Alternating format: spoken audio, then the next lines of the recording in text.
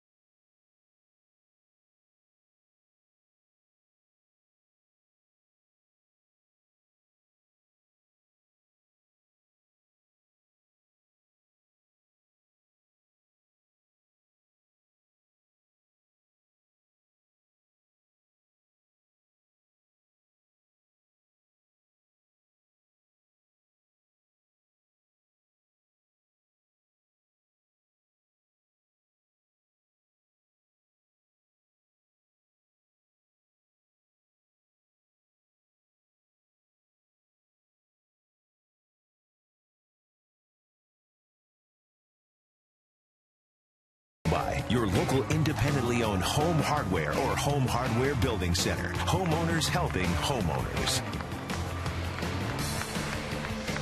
It is a perfect night for baseball here at Rogers Center. The Sun is shining bright over the top of the stadium, and the wind is blowing all around this stadium. Could be an adventure for the defense tonight. Anything hit into the air should be something to keep your eye on. Maniacs, this team won last night 6-3 after losing the opener 11-1. The Indians are 32-20. Michael Brantley's had a good series so far in this series. He is 4 for 7. Asdrubal Cabrera, Shin-Soo Choo. Travis Buck back in the cleanup spot. Carlos Santana, the catcher, had a couple of doubles and a sac fly in last night's game. Grady Sizemore, Matt Laporta. Jack Hanahan, defensive wizard last night at third base. And Adam Everett gets his first start in the series at second. The Tribe has been in first place or shared first place for the last 55 days, so Kyle Drabek has his work cut out for him. Much better in his last few outings, despite walking 14 batters over his last 3 starts. Drabek is 1-1 with a .275 earned run average during that span. His last time out, he gave up just 3 hits and 2 runs, pitching into the 7th inning, but did not factor in the decision as Jays lost to the White Sox 4-2. That was on Friday night.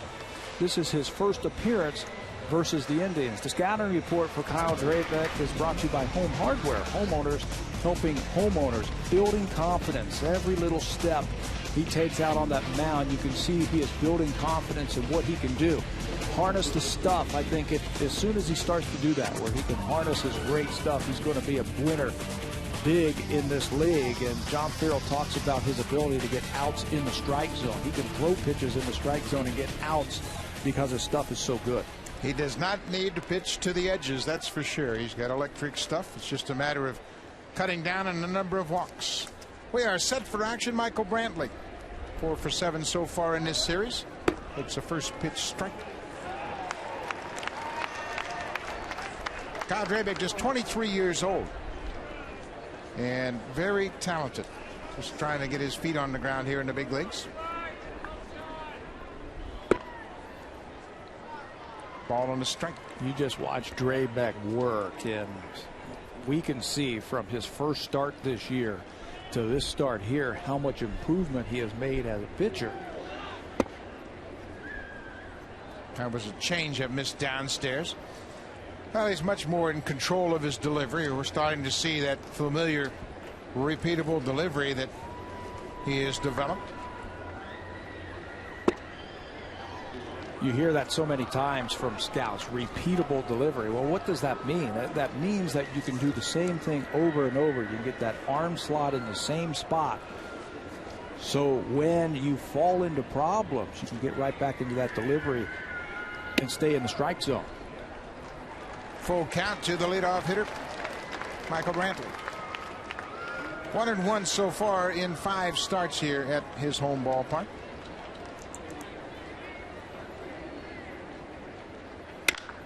Ball is hit to center field.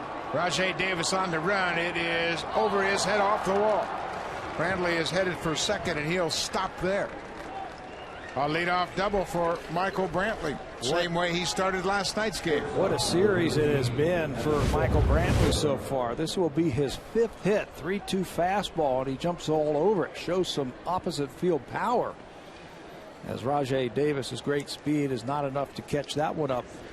2 doubles now, a triple, 5 hits in the series for Michael Brantley. Don't take the Indians lightly. They are not going away. They're 32-20, 5 games ahead in the AL Central, and they can hit. They lead the majors batting with runners in scoring position. As a team, they've hit .303. That's where they are now for Asdrubal Cabrera, the shortstop. Yeah, those are just silly numbers when you look up and down what the Indians have done so far this year. Cabrera is one of those. His numbers are just crazy. 5 home runs, 17 RBIs in the month of April. Just got off to a great start for him. He drills that toward center field. That'll get past Rajai Davis, go all the way to the wall. Here comes Brantley around third. He'll score. And Cabrera continues to pad his numbers, batting with runners in scoring position. The Indians have jumped out on top 1-0. He came into this game. Now this is Asdrubal Cabrera with runners in scoring position, hitting .435. with a nice short stroke. Doesn't try and do too much with this pitch. Watch how quiet he is at the plate. Uses his hands and rips the ball up the alley in the right center field to drive in his 37th run.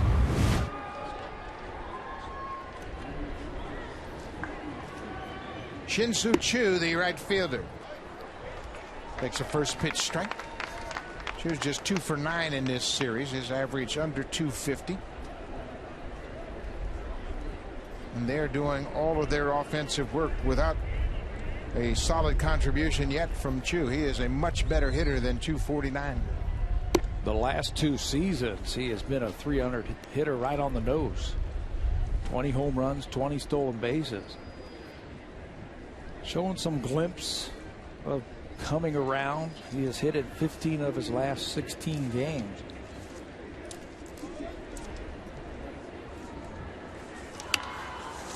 Fouls that one out of play. Drabek's ahead, a ball in 2 strikes. The Indians hit 6 doubles in last night's game. Their season high for a game. They hit 7 against Kansas City in a 19-1 win. This is a good hitting ball club, and there aren't any names that really jump off the page at you, but boy, balance in the lineup, that's their theme. Yeah, they don't do it with a lot of power. They don't have that one guy who's going to give you 40.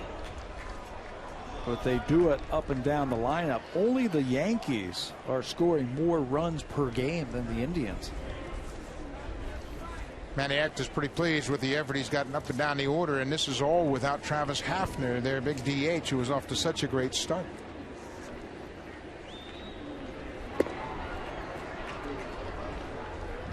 Another full count. Still nobody out. Back-to-back doubles have produced the first run of the ball game.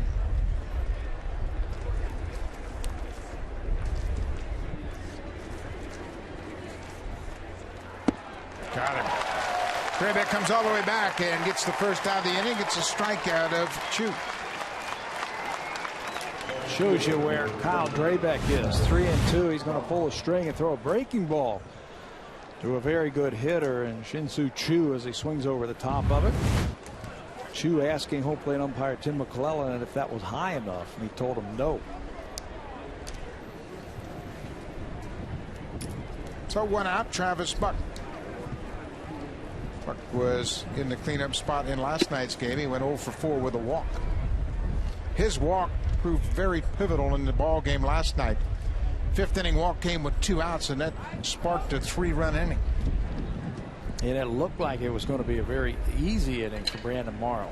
Got those first 2 batters quickly. Change up way outside.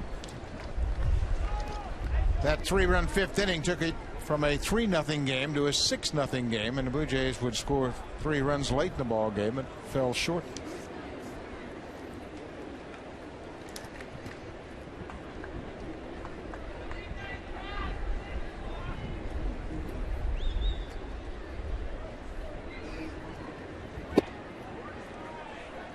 Drabek still having trouble finding the strike zone. Ball's running all over the plate.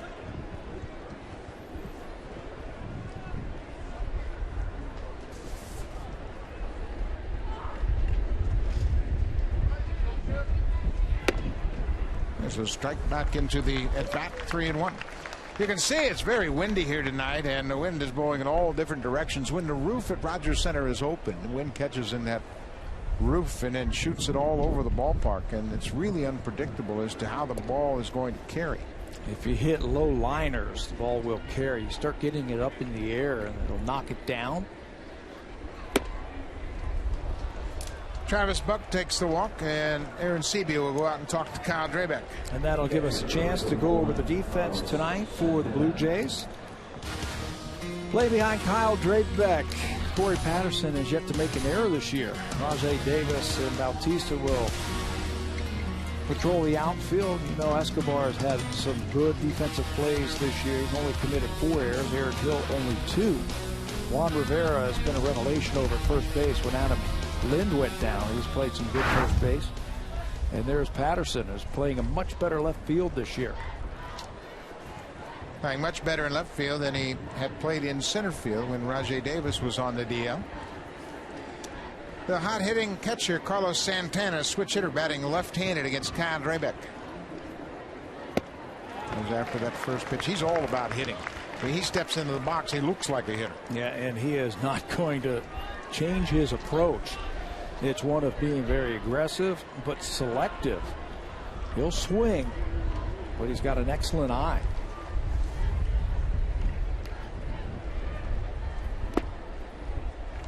Ball and a strike. Santana had 3 hits in the game last night. That raised his batting average 14 points.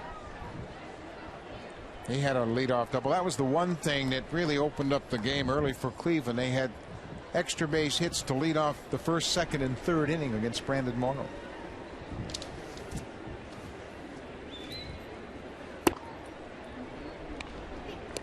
You can see Drabek pounding a fist into his glove.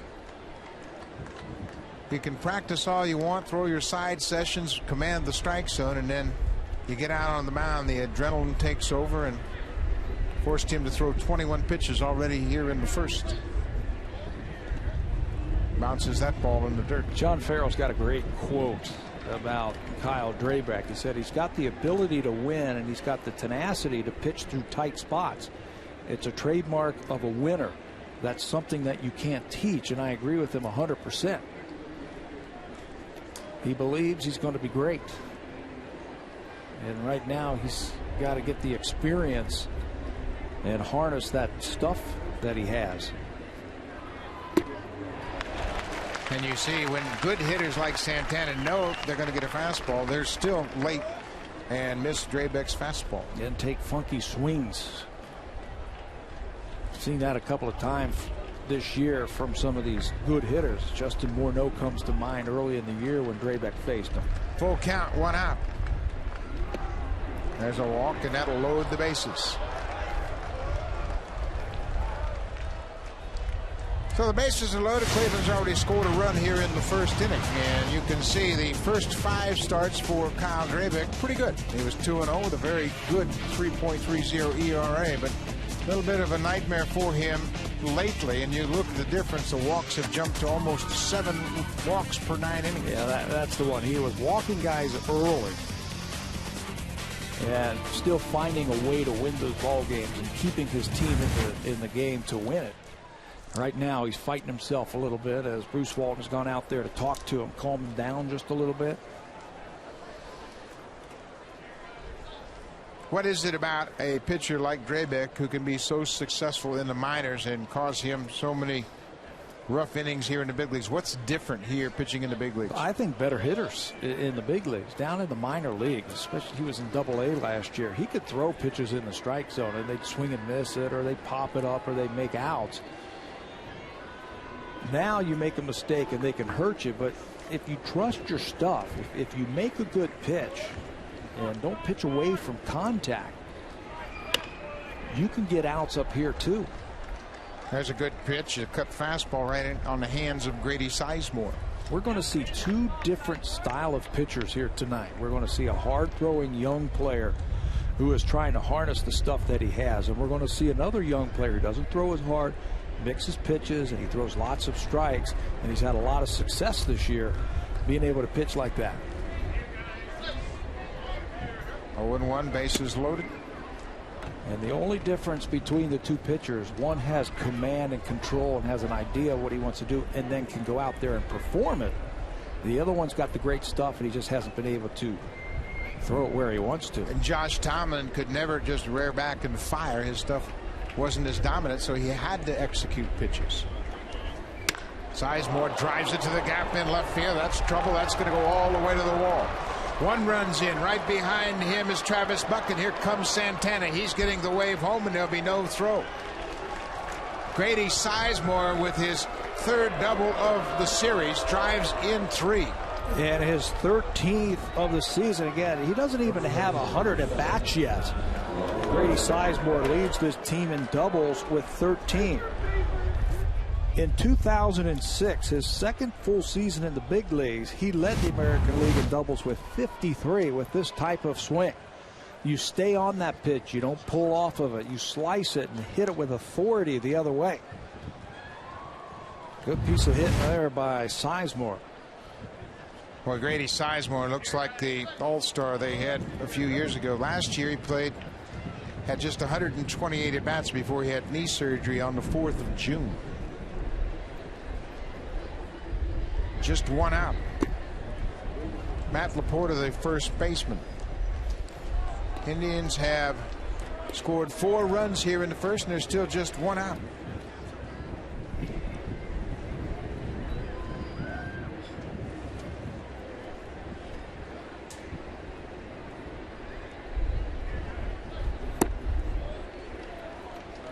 Two and 0. Sean Camp is warming up in the bullpen. The Indians have 3 doubles and 2 walks in this inning.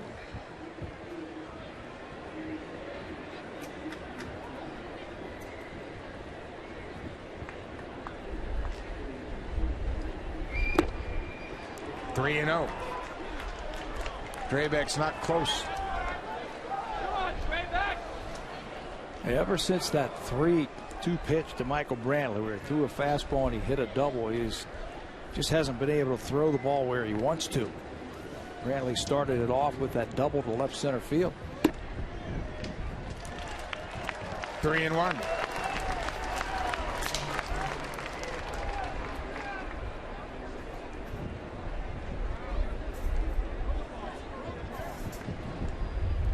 Tough to get hitters out when they always have the count in their favor. Ball hit sharply to third, backhanded by Nix. Second out of the inning.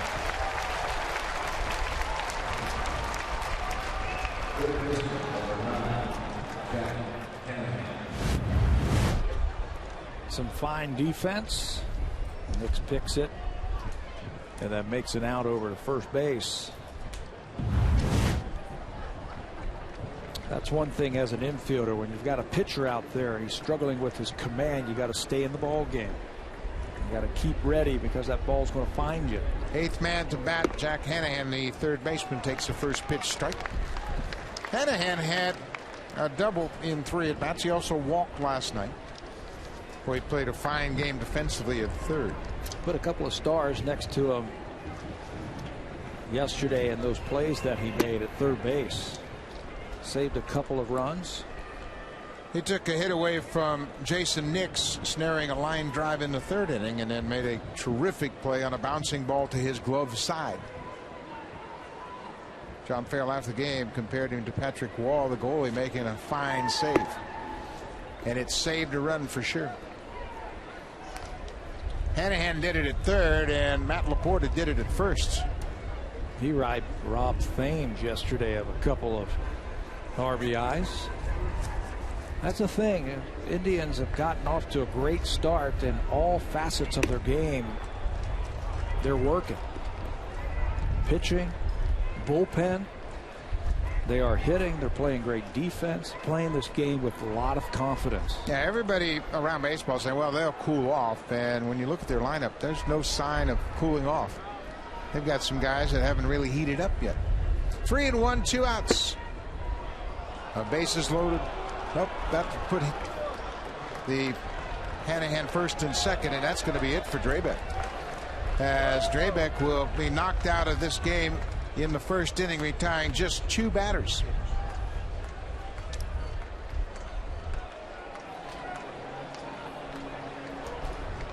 The Indians have scored 4. The 2 base runners on are Drabek's responsibility. He gave up 3 doubles and walked 3 batters.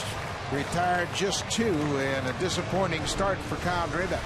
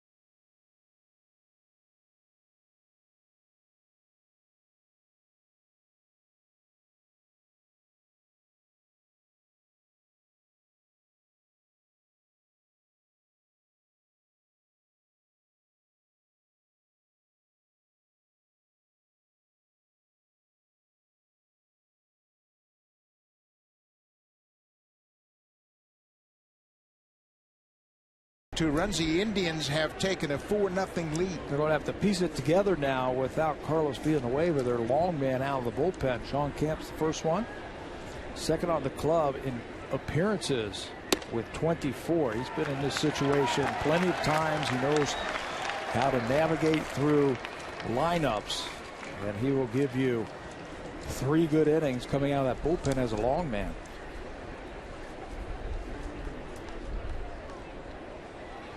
Adam Everett starting at second base tonight.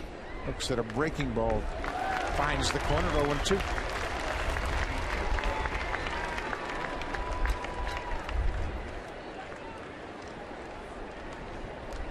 Hitting just 200 for his last 15 games. He's bouncing around the infield. Second, short, and third. There's a pop-up behind second base. Hill is there, and the Indians are finally retired. They send 9 men to the plate. They score 4 runs on 3 hits and a couple of walks.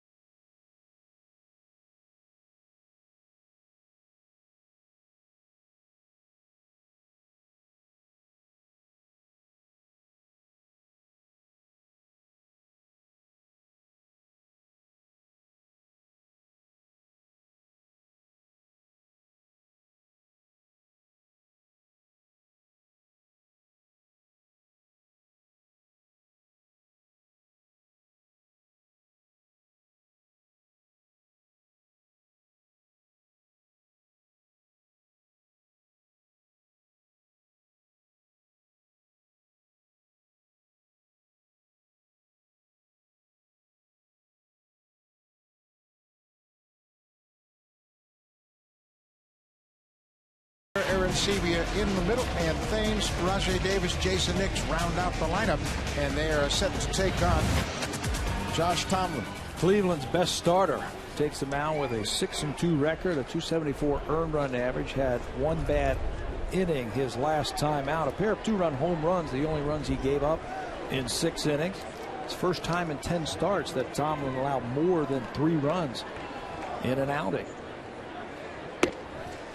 And don't expect Tomlin to walk himself into trouble with a 4-run lead. He's only walked 10 batters all season long. Yunel Escobar with a 12-game hit streak. The strike machine, if you want, with Josh Tomlin, will come right after you with 5 different pitches. We mentioned the 10 walks. 6 of those walks came in his first 2 starts. In his last 52 innings, he's issued just 4 free passes. That's it. Keep talking like that. He keeps throwing them out of the strike zone. Just 2 losses this year.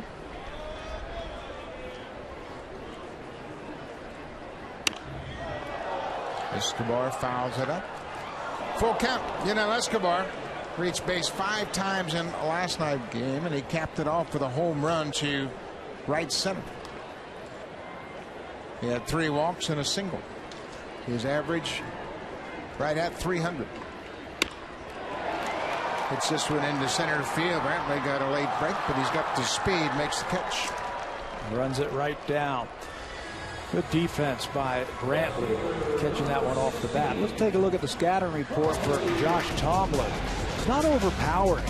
And he's got 5 pitches he can throw over for strikes, 4 quality pitches. Change anytime cutter. Curveball's probably his best pitch. Location is so important for him. He'll move it around all quadrants of the strike zone. And in the first inning, he's given up 4 hits all season long in the first inning. Gotten off to a good start.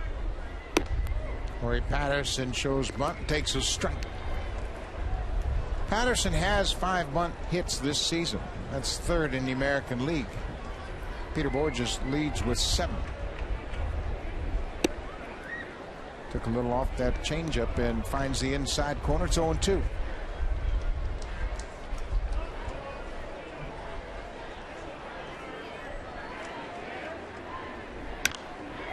Popped up. Hanahan over near the wall. Wind messing with him, but he stays with it and catches it on the warning track. We've said that about Hanahan the last couple of nights with some good plays. Defensively for the Indians, a couple of changes from last night. Michael Brantley was the DH. Grady Sizemore, they want to get him off this turf, so they switch spots tonight. Adam Everett will give Orlando Cabrera a break at second. Cabrera's made a couple of errors in the first 2 games in the series, so Adam Everett, the utility infielder, gets the start.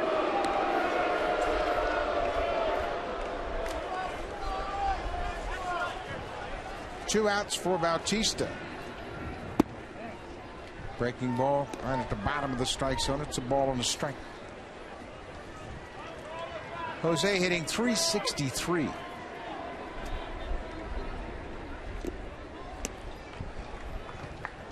Tomlin will throw the kitchen sink at you. He works both sides of the plate. He's got a very good curveball. Look at the numbers for that 7-game hit streak. Nearly 500. A couple of doubles, a home run. And the second baseman, we were talking about it in the opening, how Bautista was peppering the ball to the right side, and the only way to change the shift, now look where the second baseman is. He's starting to float back over in his regular position. That was by design. Bautista takes the walk. Tomlin thought he may have gone after it. Just the 11th walk issued. Sure enough, we talk about Tomlin and his control. He issues a first inning walk with 2 outs.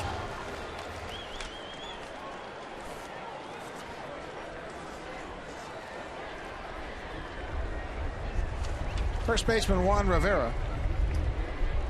Blue Jays would love to cut into this 4-run Indian lead here in the first.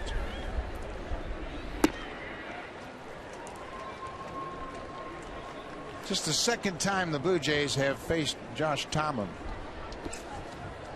Not a whole lot of at-bats in the lineup. Bautista has faced him, Hill has faced him, but no one else in the lineup. Off-speed pitch. You know, when you have a guy like this who can throw any of his pitches at any time, you don't really have a book on him. You've only faced him a couple of times. It makes it tough on a hitter. There's just nothing you can really sit on and look for.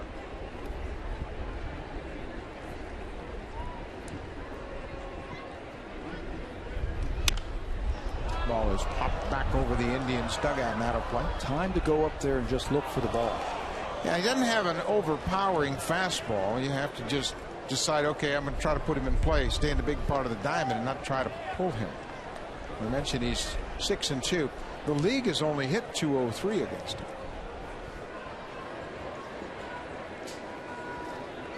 Right-handed batters at 176, which is the lowest in the American League. Line to left field, and Buck recovers after coming in a couple of steps. He stayed with it. That ball took off on him. Rivera hit it hard, but the Blue Jays end up stranding a run. But Travis Buck retreats quickly and makes a catch over his head. Indians up 4-0 after 1.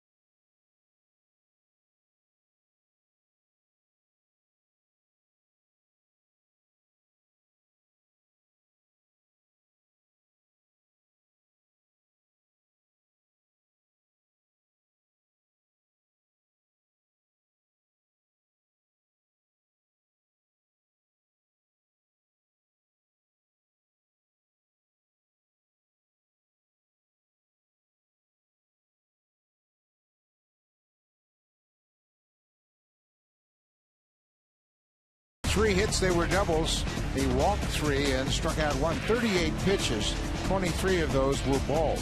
A step backwards in his development. He's going to have to learn something from this. The Indians, 3 hits, all doubles, 3 walks. They turned all those into 4 runs, so Drabek will have to go back to the drawing board and get ready for his next start.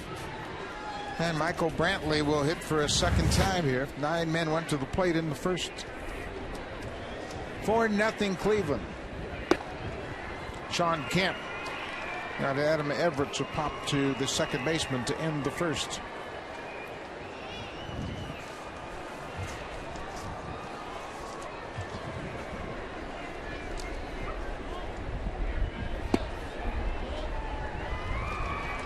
Oh, and 2.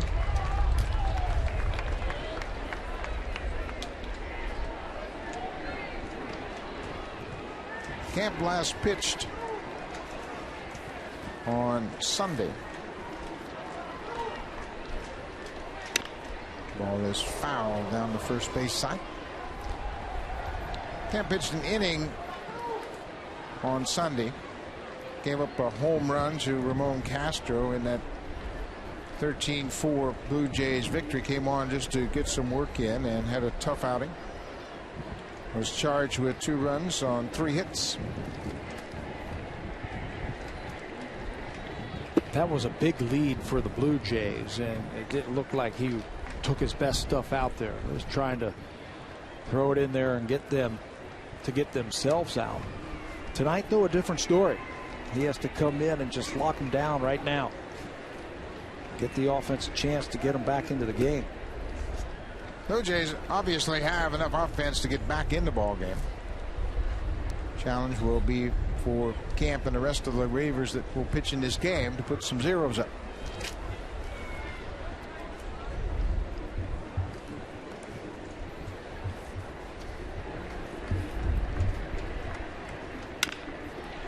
Bouncing ball, Hill at second. From his knees, goes to first, retires Brantley. We have seen good defense from both of these teams in this series. Blue Jays on Monday had a great defensive game. Hill being one of them, turning a double play. Last night it was Cleveland's turn with 4 excellent plays. Good play there for Aaron Hill. Now the shortstop, Asdrubal Cabrera. He has an RBI double. He scored one of the 4 runs in the first inning. Takes the first pitch, strike.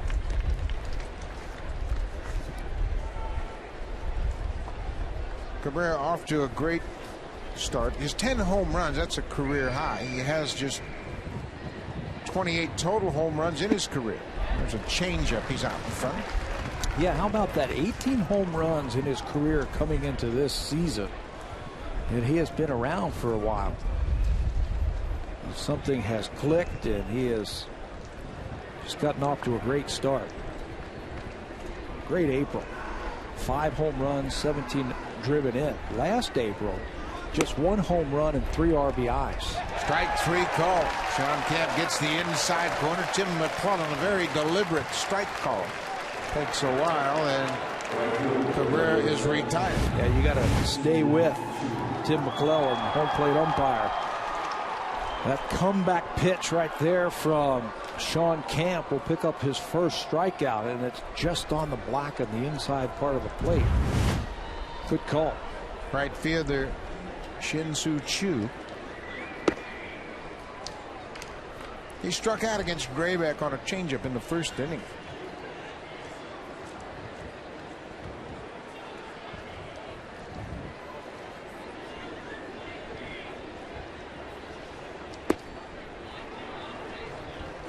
Two and 0.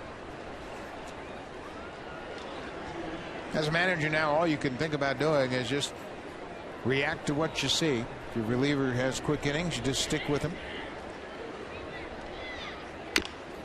Bouncing ball. Kemp's a good fielder, and we'll have an easy inning. A 1-2-3 second inning.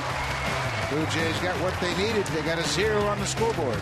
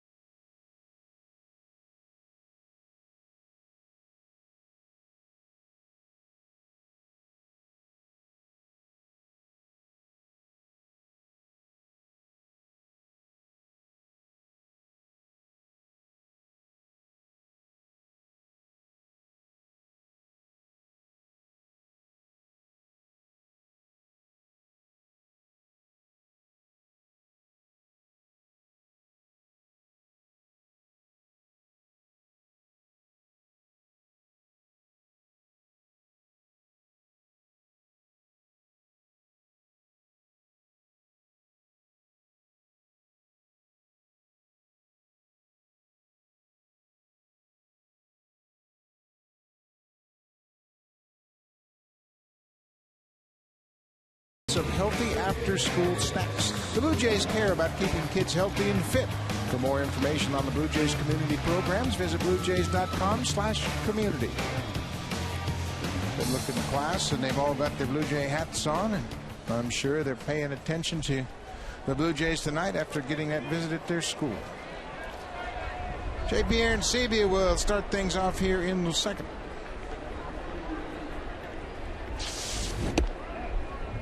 Breaking ball for a strike, and that's one thing that makes Tomlin so unpredictable. He'll throw any pitch anytime, and he commands the strike zone. You got a lot of them to choose from also.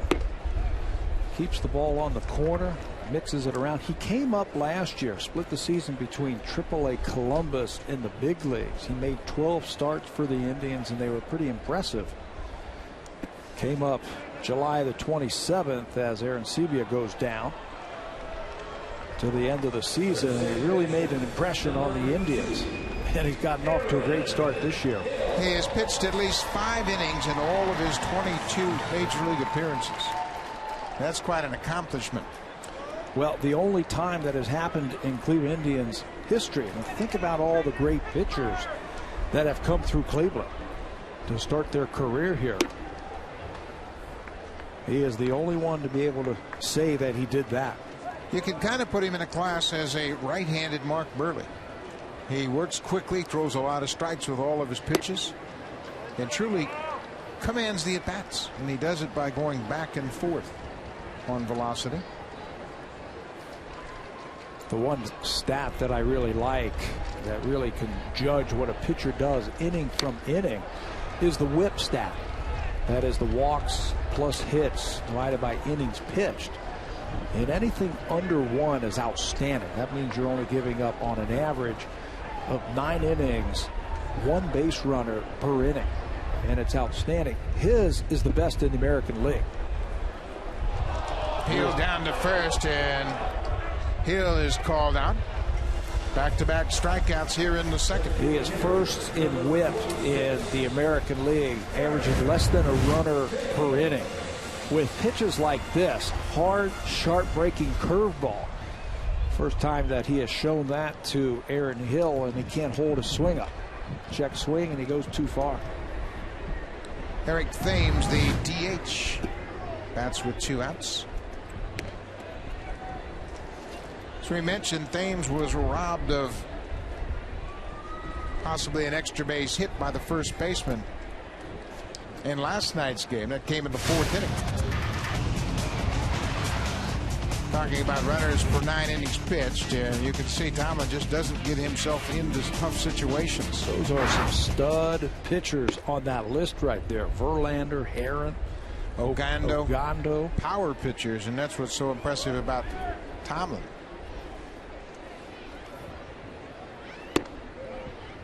Well, he catches that inside corner. I mean, this is a classic example of a young man pitching. 2-2, 2 outs. There's that changeup. Tomlin was a position player in high school and college. He also pitched at the same time, but really came into his own in junior college in Texas. The ball is ripped to right field, and that'll be over Chu's head and bounces off the wall. Thames stops at first base. Chu has one of the best right field arms in the American League. 2 years ago, he had 11 outfield assists. Last year, 14, led the American League. And he's leading the American League again in outfield assists with 7. It's a bullet from Eric Thames. He gets on top of it, pulls it over the head of Chu. And wisely, being down by 4 runs, you don't want to run into an out, because look at the accuracy and the strength of that throw. I don't see many outfielders airmail it to the bases anymore, but Chu and Bautista, 2 right fielders in this game that can do it. A 2-out base hit. That's the first hit for the Jays tonight. Number 8 hitter, the center fielder, Rajai Davis.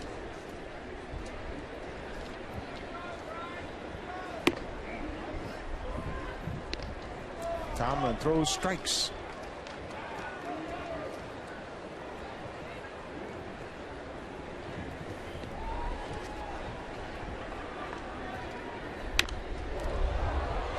That ball off the end of the bat. Davis is in a hole, 0-2. You know, it's just 85 miles an hour. his fastball at times here, but it's where he's throwing it. I mean, those balls are right on the outside corner. Davis has had trouble from right-handed pitchers, that breaking ball down and away to him. Foul back. We mentioned Tomlin pitched in junior college in Texas, Angelina Junior College in Lufkin, Texas. It's in East Texas. He had a pretty good teammate, a fellow named Clay Buchholz, who played in the outfield and was a #1 pick off that junior college team. Ball is popped in the air to left. Travis Buck over toward the line, and he's there, and the Blue Jays are retired in the second. They get their first hit. Josh Tomlin has a comfortable lead.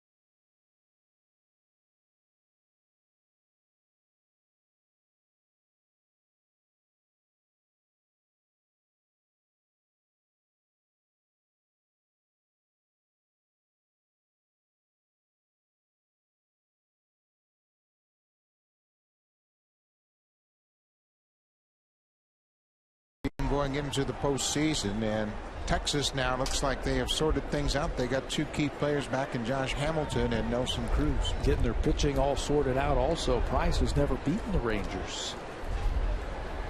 Travis Buck, the cleanup batter, walked in the first inning.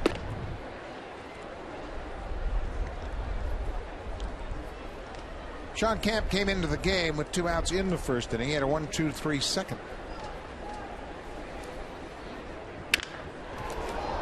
Base hit into center field. Buck went down and got that sinking fastball. The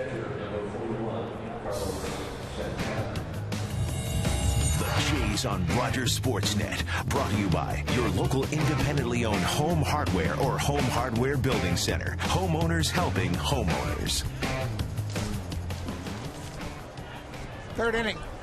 Nobody out, leadoff man aboard. That's been a problem for the Blue Jays in this series. The Indians have been able to get their leadoff batters on in the innings and push them around.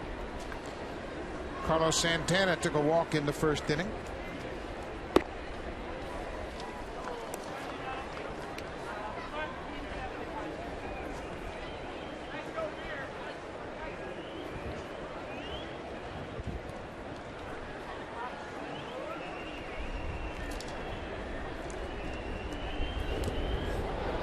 Bounces out of the glove of Rivera, but not far enough for Buck to advance. Sounds like it might have got a little bit of Travis Buck as it ricocheted off the glove of Juan Rivera.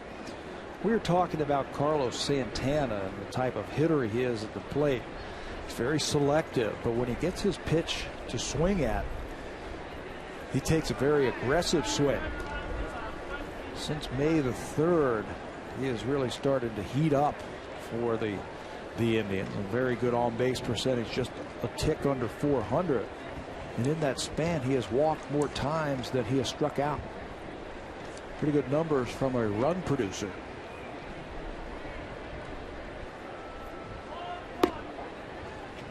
Well, he's got the advantage, obviously, being a switch hitter, but at 26 years old, he has a lot of patience at the plate. And when he does unload, like you said, boy, he can turn out. He had a walk-off grand slam against the Tigers back in April. First Indians catcher ever to have a walk-off grand slam. Been some pretty good catchers there in Cleveland. There's one over coaching first base for him tonight. Sandy Alomar.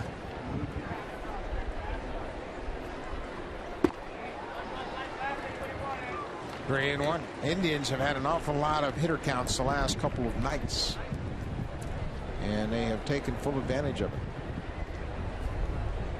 You mentioned this is a good hitting ball club.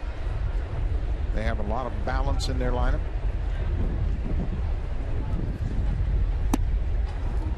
There's another walk. You know, they take their cue from their hitting instructor, John Nunley. Nunley is in his second year with the Indian. They had a lot of the younger players while they were in the minor leagues. His philosophy is pretty simple. You know, if you get your pitch, go ahead and let it go. There's John, who spent some time in the big leagues. Nuns is an excellent hitting coach. Be aggressive, not real big on all the fundamentals of a swing or the mechanics of a swing, but if you get your pitch, go ahead and let it go. The mind game is so important for hitters, especially young hitters, just to allow them to go to the plate with a positive game plan. Grady Sizemore has been hot.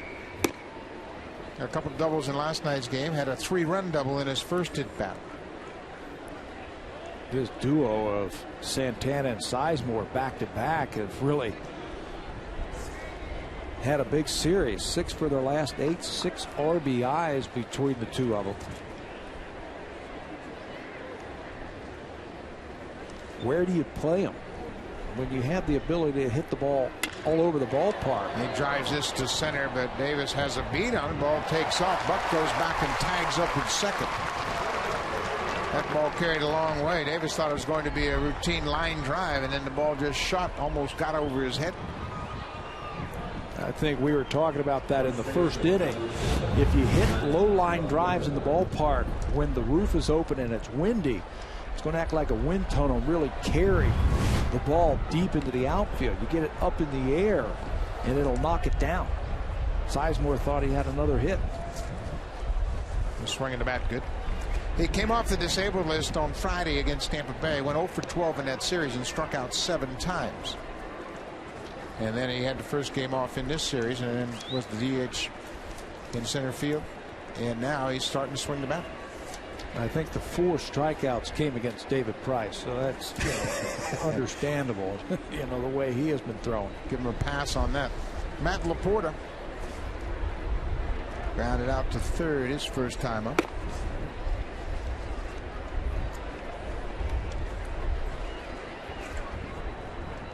Laporta is an interesting right-handed hitter in that he hits much better against right-handed pitching than he does left.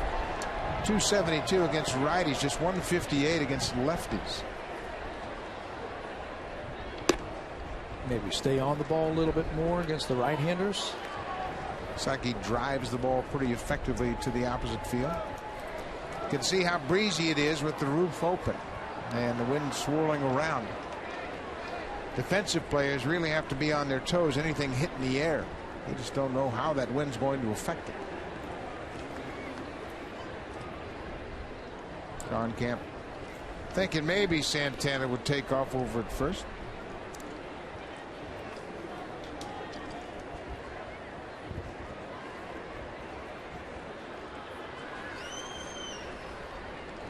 Two and 0 count to Laporta, 1 out. Good movement on that fastball. He's got movement. That's not a problem for Sean Kemp. He can make the ball dive in on right-handers, and when he's got that good slider, he can lock up the righties also. Add 3 different speeds to his changeup, and now you're talking he's got like 5 different pitches. And he really knows how to use them and when to take something off. 2-1. Now to just foul at third. Saw that previous pitch that Laporta swung over the top of. It was inside, and that to me suggests that that's why left-handers give him such a fit. They can throw that ball down and in, get that breaking ball inside, and he has a tendency to swing over the top. Maybe you get a little bit too excited. You see it from a lefty. You see it out of his hand. You know it's going to come right in on you. Looking for the ground ball right here. Get out of this inning. There's a ground ball, but fouled. The Indians scored 4 runs in the first inning. They had back-to-back doubles to start the inning. And then after a strikeout, Kyle Drabek walked Travis Buck, walked Carlos Santana, and then Grady Sizemore cleared the bases with an opposite field double into the gap in left center. Drabek would walk one more batter, and that would be it. Then Sean Camp came on to get out of the first. Off the end of the bat.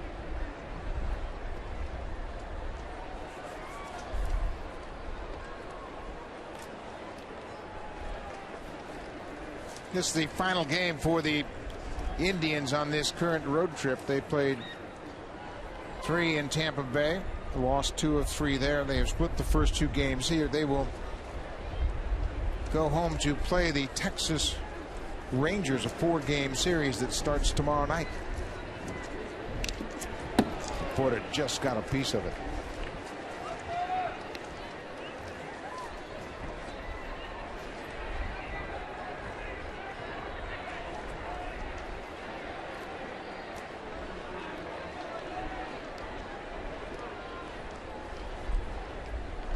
Blue Jays have been very good at turning double plays. They have converted 53 ground balls into double plays this season.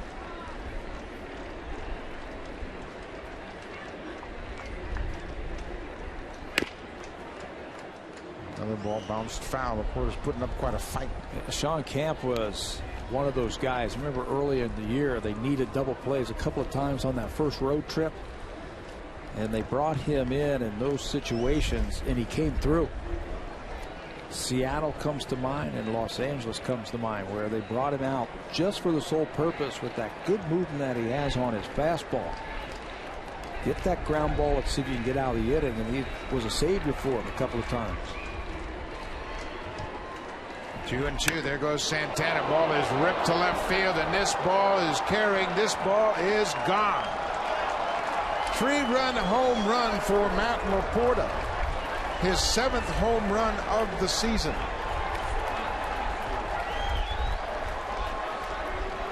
What a battle he put up against Sean Camp. He tried a little bit of everything against Matt Laporta. He tried his changeup, he tried his slider, he tried his fastball. And he kept fouling it off. And he went back to his changeup. And it came right over the middle of the plate, and Laporta didn't miss it. Hit his first big league home run in this ballpark. He likes hitting here at Rogers Center. That's 5 home runs now against the Blue Jays. And there's a ball that's going to roll all the way to the wall. Jack Hanahan is headed for second, and he will stop there. Another extra base hit for the Indians. And Bruce Walton on the phone to the bullpen. Hanahan likes the ball down. That one is right in his sweet spot. 8th double of the year for the left-handed hitting third baseman. Adam Everett, the number 9 hitter.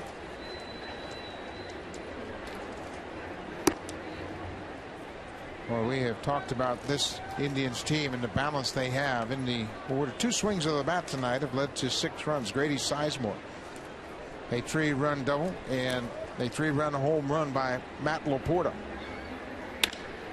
And there's another base hit. Hanahan is getting the wave. He'll come around third. Adam Everett delivers the RBI single to center. It's 8-0 Cleveland.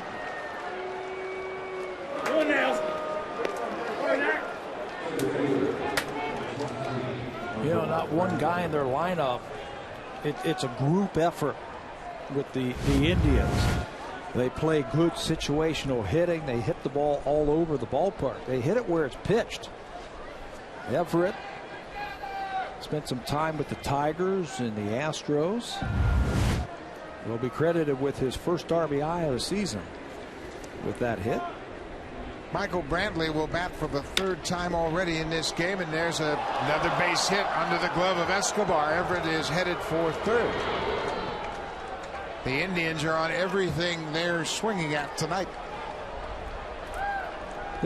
Looks like the Blue Jays on Monday night against Fausto Carmona. It seemed like everything he threw up there they were on, finding holes, and they are finding the holes and hitting the ball hard tonight. 3 straight hits after the home run. Jason Frazier loosening up. Blue Jays have an off day tomorrow before they go out to play the Orioles. They'll start against the Orioles in a 3-game series on Friday night.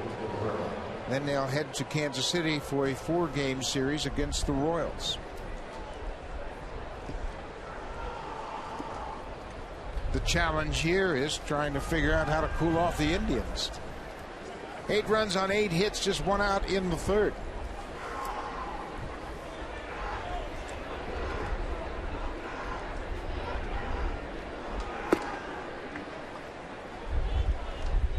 Indians had 7 extra base hits on Tuesday, just 1 on Monday. That was a long home run by Shelley Duncan.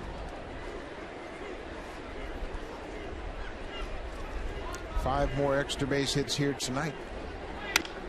And there's a drive to left center. Corey Patterson on the run. This ball is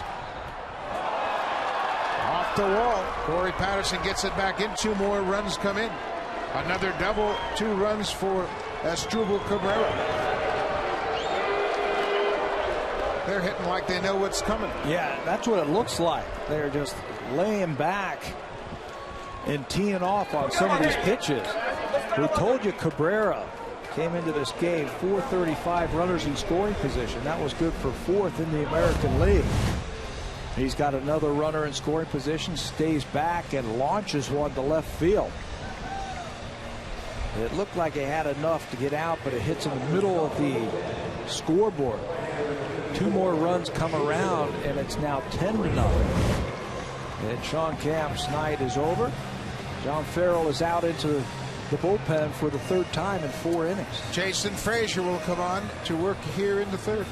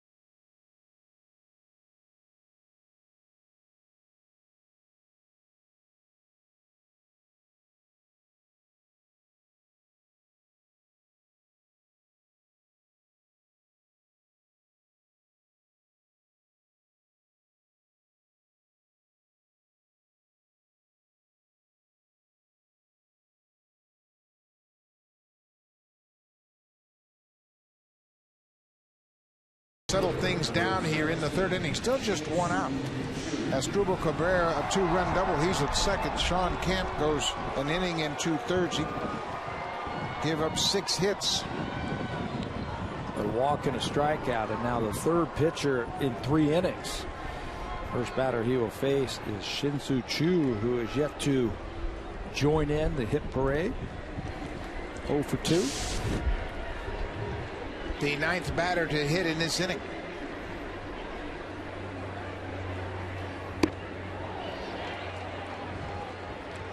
Six runs by the Indians ties the season high for an opponent of the Blue Jays. Third time a team has done it. Prior to tonight, the Tigers were the last team. They scored 6 runs in the 4th inning back on the 9th of May.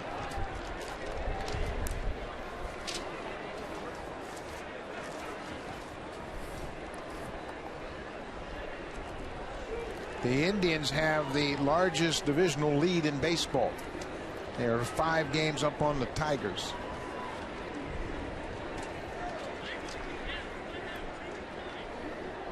(21-2) when they score at least 5 runs in a game. I mean, that's big numbers right there.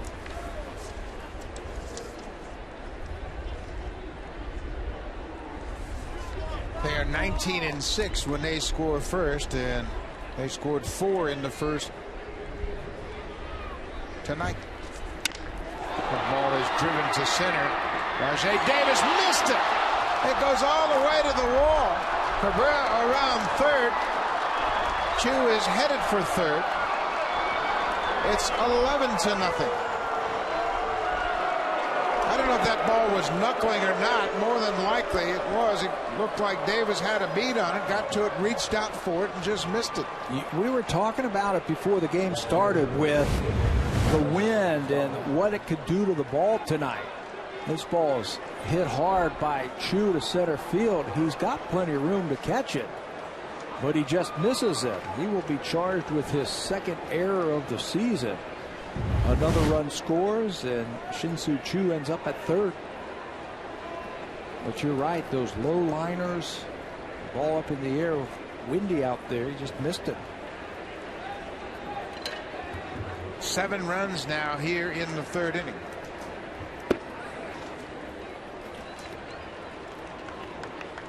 Travis Buck led off the inning with a single.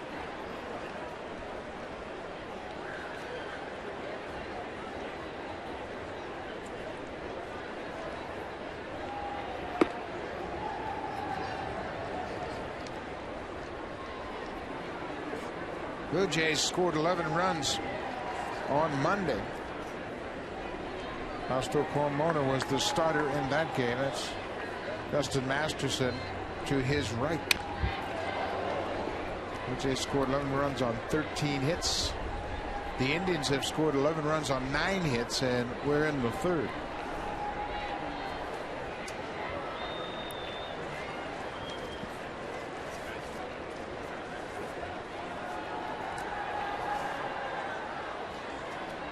The ball and 2 strikes on Travis Buck, the left fielder. Choo at third base, just 1 out.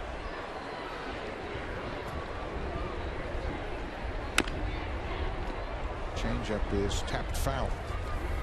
You know things aren't going well. Jason Nix has yet to come to the plate tonight for the Blue Jays, and the Indians are halfway through the lineup for the 3rd time. The Indians leadoff batter Mickey Brantley has been up in every inning.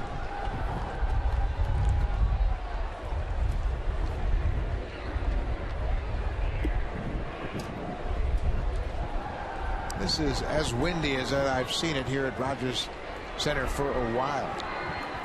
And see, Travis Buck was having problems with dirt flying in his eye. That changeup, he gets a piece of it. Yeah, just look at some of the uniforms that are just blowing in the wind here. We got everything nailed down up here so they don't fly away.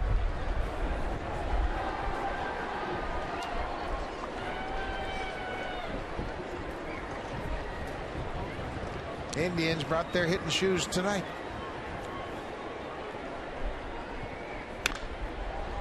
Drops it out of play. And you knew this team was a lot better than the club we saw on Monday night. They came in here and just were kind of flat. Carmona gave up 2 in the third and 7 in the fourth. So the Indians have a little measure of payback with 7 runs in the top of the third here tonight.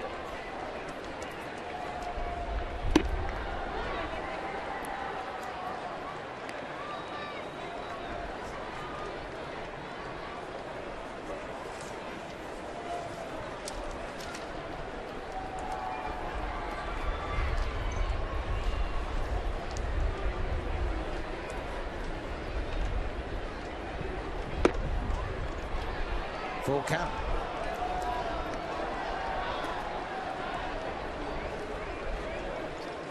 Buck's an interesting guy. He hit 393 in the spring after getting let go by the A's, and when Grady Sizemore went on the disabled list, they went down to the minor leagues, and he's really hit for him.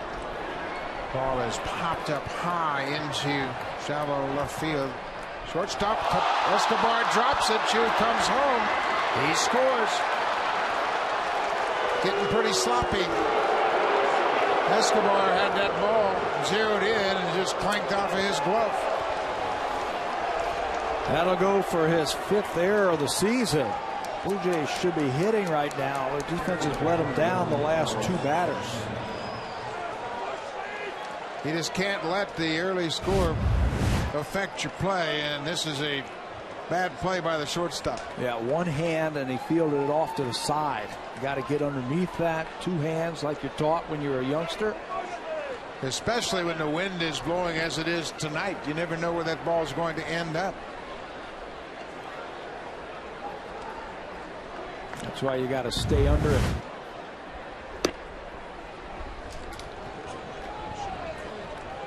Still just 1 out. 8 runs in this inning.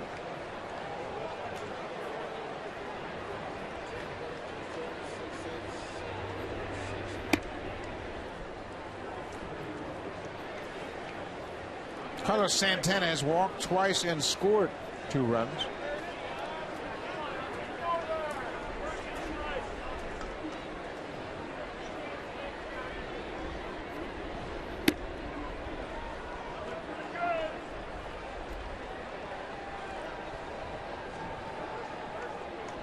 Frazier had a line drive go off the glove of Davis in center, and then a pop-up.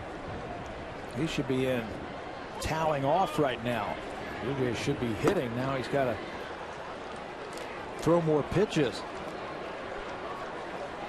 It's be interesting to see how they finish this out through that bullpen. I told you when they had to go to the bullpen in the first inning, Carlos Villanueva, who has been gold for him coming out of the pen, now in the rotation. Luis Perez pitched the other day. He was the other long man that was doing a good job for him.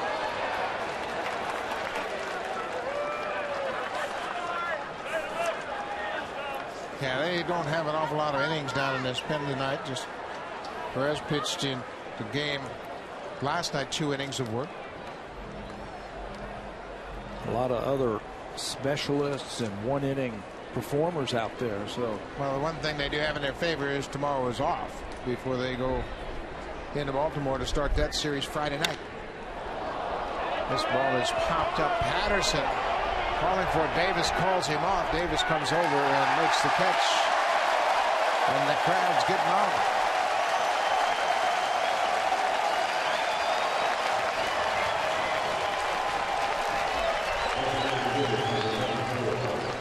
Been an ugly inning.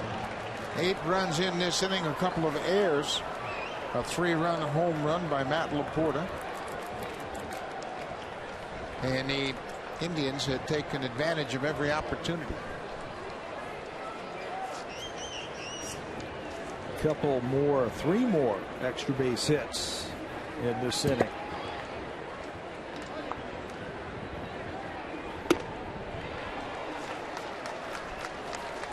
Grady Sizemore, three-time All-Star. We mentioned Sizemore had knee problems last year.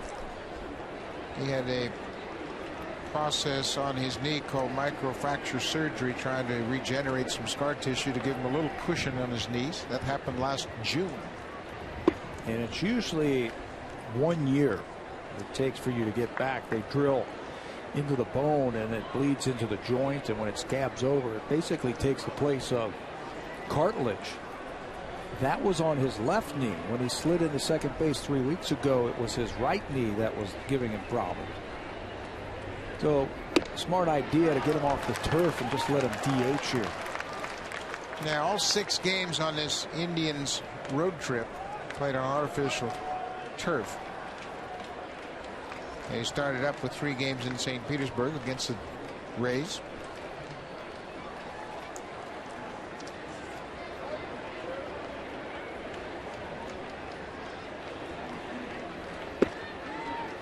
Two and two. Grady Sizemore DHing tonight. He was in center field last night. Manny Active, very aware of Sizemore's condition. As Pat mentioned, he wants to make sure he doesn't beat him up and push him back to that disabled list. They need to keep him healthy. Sizemore has another hit. Before he got hurt, he was one of the best players in the American League. 30-30, 30 home run power, 30 stolen base speed. They had him hitting leadoff. Now they have him down in some RBI situations, and he's very dangerous. He was able to rack up 2020 easily. His first 2020 season came in 2005. He hit 22 home runs and stole 22 bases when he was 22 years old. Matt Laporta with a big blow in this inning, a 3-run home run, his 7th homer of the season.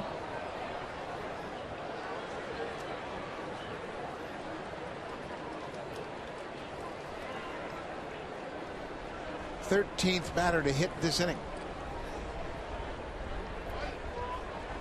Still looking for his first at bat of the night. He hadn't been to the plate yet.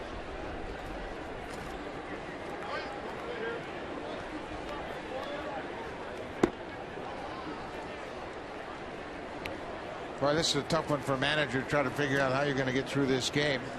I mean, it doesn't make any difference. It looks like the Indians are going to hit whatever they see tonight. That's the way they're swinging the bats early on. Yeah, they look very comfortable at the plate, picking up every pitch.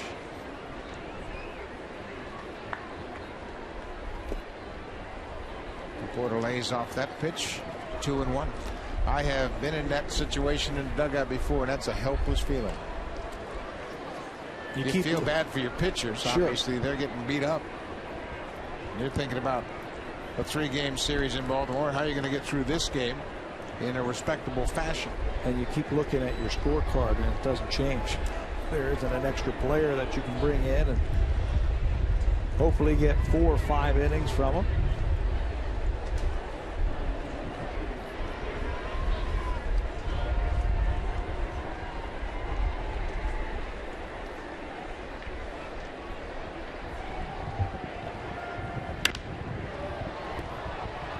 It'll sail way back into the seats and out of play. 2-2 on the Indians' first baseman.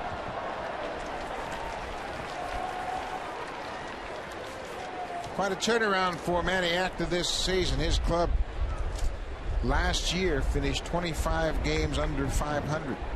They won just 69 games.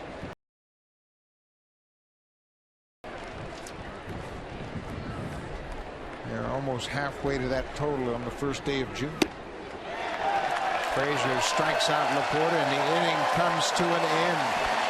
8 runs in, the Indians have taken a 12-0 lead.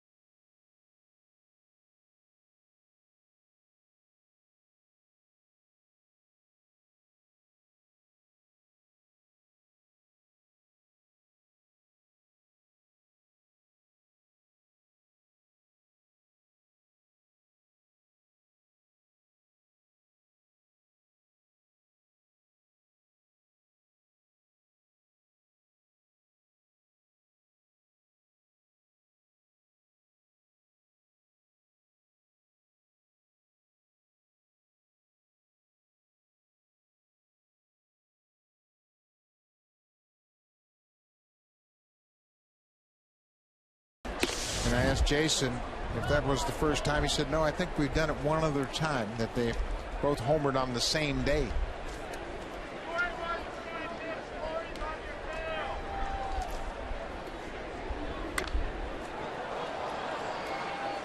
Well, maybe Josh Tomlin stiffened up sitting on the bench. Maybe his hamstring stiffened up or his elbow. Something. Boy, that was a long inning. A couple of pitching changes. Indians scored 8 runs on 7 hits. The Blue Jays committed 2 errors.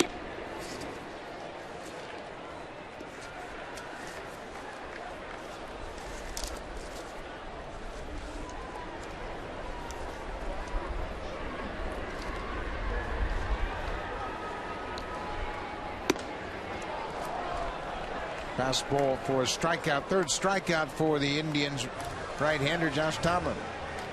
Watch where this pitch is. I don't think he has thrown a ball in the middle of the plate tonight. He has kept the ball away. Carlos Santana, the catcher, sets up right on the corner and he hits his glove. Not bad for a pitcher who was drafted in the 19th round. How about that? To me, that's really a great accomplishment, to be able to pluck a pitcher in the 19th round and have him end up in the big leagues. And that shows you're doing some work. Tomlin, a good athlete. We mentioned he was in a junior college. He was a position player, played shortstop, also played football in high school. And his job in high school was to keep an eye on a fellow named Adrian Peterson when they played against one another. And Peterson, of course, went to Oklahoma and set all kinds of freshman running records and just continued that with the Vikings. That's popped up a mile high. Michael Brantley camps under it.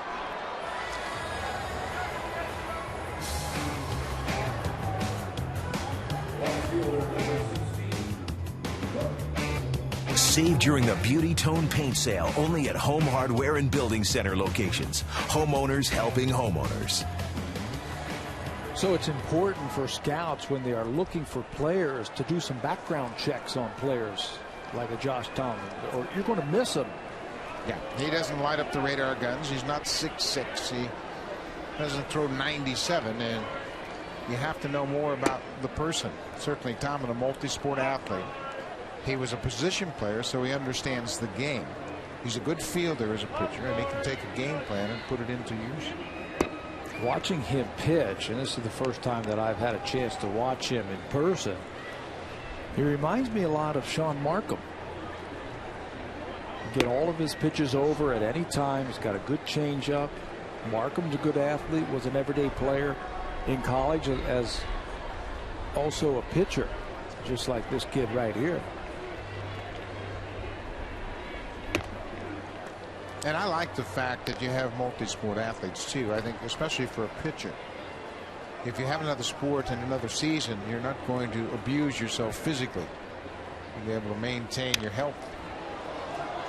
And I think too, I love football baseball player combinations. I think football gives you another dimension as far as teamwork and discipline and unity. It's a totally different game than baseball, and if you can mix the two, I think it really gives a guy a good background. Curveball, and Patterson swings right through it. Santana's got a strong arm. He goes to first base. So 1-2-3 third inning. Josh Tomlin didn't stiffen up. He came back out and threw the same quality stuff we saw earlier in the game. He gets 2 strikeouts in the inning. The curveball gets Corey Patterson. 12-0 Cleveland. Mark Zepchin.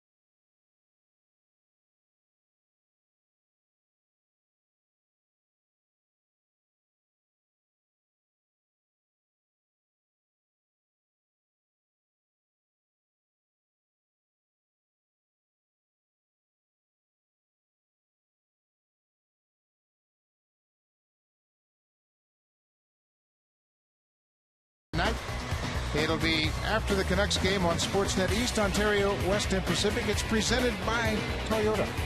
Big first game tonight, and certainly you'll be able to break down the game with the Canucks Connected show right here on Rogers Sportsnet. Beautiful shot of Vancouver. And you can look, they are supercharged for the opener.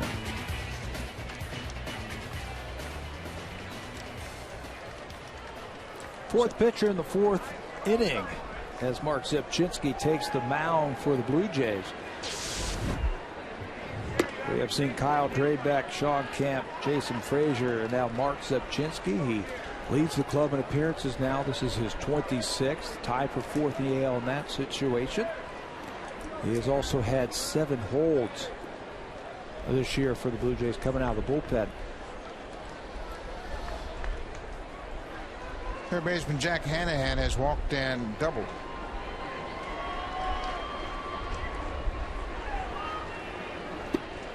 There's that good breaking ball, 1-2. Just the fourth inning.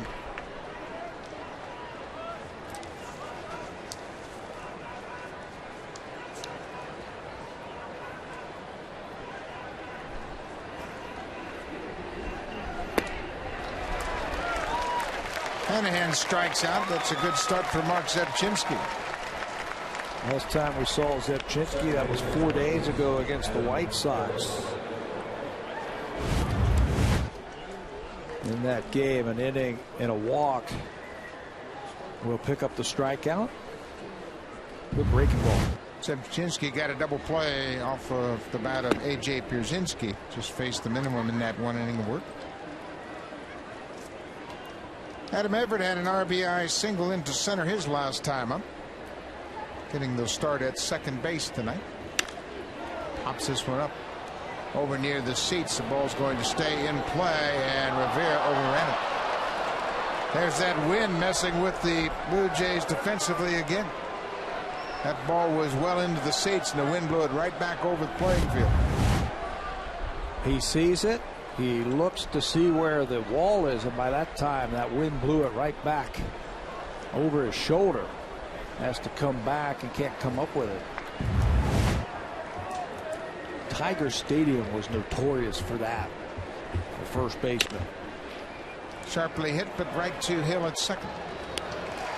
2 outs here in the fourth. I was warned about that at Tiger Stadium. If any ball that goes up, if Kirk Gibson or Lou Whitaker, and it's behind first base in foul territory, it's going to get blown back into fair territory and clunk right off the top of the head one night.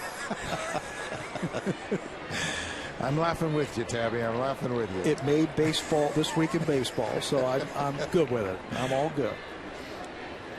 Yeah, that enclosed stadium, and the ball would get up above the roof, and that wind would catch it and just shoot it right back over that field. You do the same thing that Juan Rivera did. You go towards the seats because that's where you think it's going to end up, and you look up and it's gone.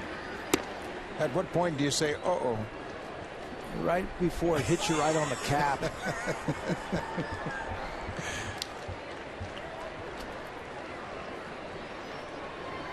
Michael Brantley, 1-1 count.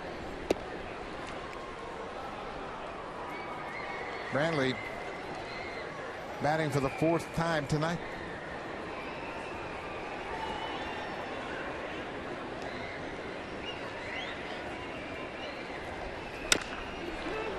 Bouncing ball.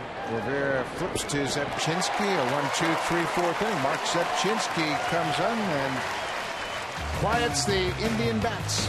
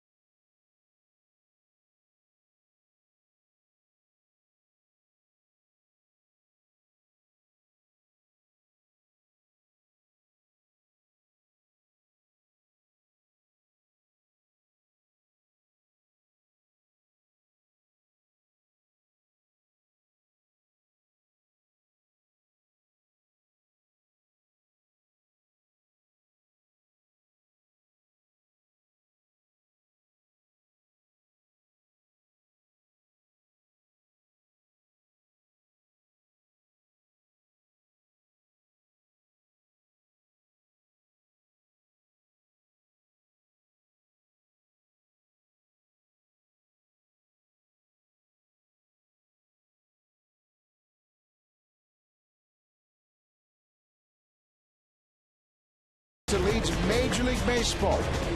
He has received 1.2 million votes for the All-Star game. That's tops in all of Major League Baseball. You can vote for the 2011 All-Star game. It'll take place on July 12th in Phoenix, Arizona. Cast your votes at BlueJays.com. Fans are allowed to vote a maximum of 25 times per email address. Keep it up, fans. You're doing a great job voting for Jose Bautista. You know, what a start to his year. The first 2 months of the season for Bautista. He has had 8 3+ hit games so far this year. Well, we certainly saw that last night, his ability to go the other way when he knows pitchers are working him on the outside part of the plate. Big swing at a breaking ball. 1-2. Bautista was the center of the media scrum this afternoon when it was announced he had received the most votes in baseball. He went too far. He will be called out on the swing, and Santana will put the tag on him. First out of the 4th.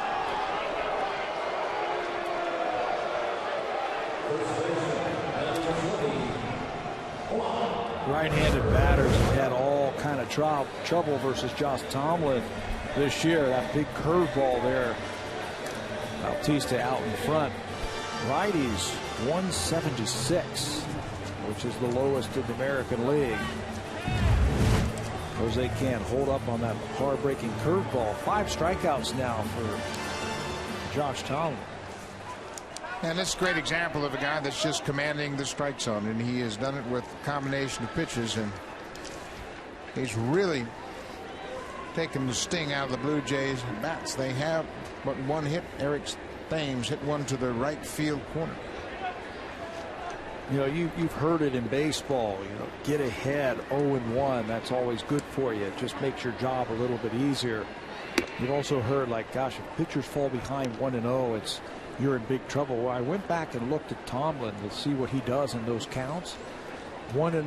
So where he falls behind, the ball's lifted to center field. Batters are hitting 195 against him.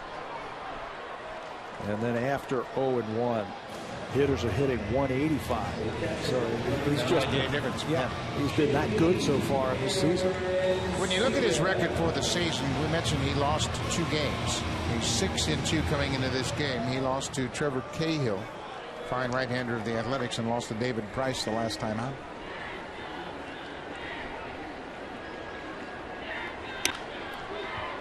And Sebia pops it up. Matt Laporta in foul territory. Another 1-2-3 inning. Just 7 pitches for Josh Tomlin to get out of the 4th. He's in the driver's seat.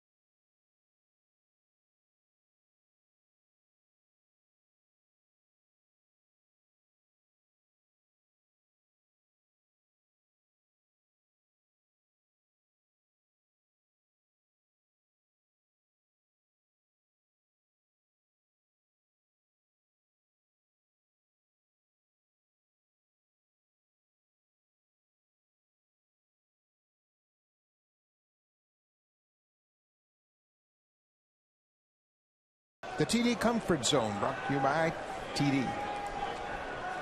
Not exactly what they had hoped for coming to watch the hometown Blue Jays, but They're in a good position to watch the game and watch this Indian team swing the bats. Asdrubal Cabrera, his 3rd hit of the night. Everything they are swinging at, they're hitting and finding holes.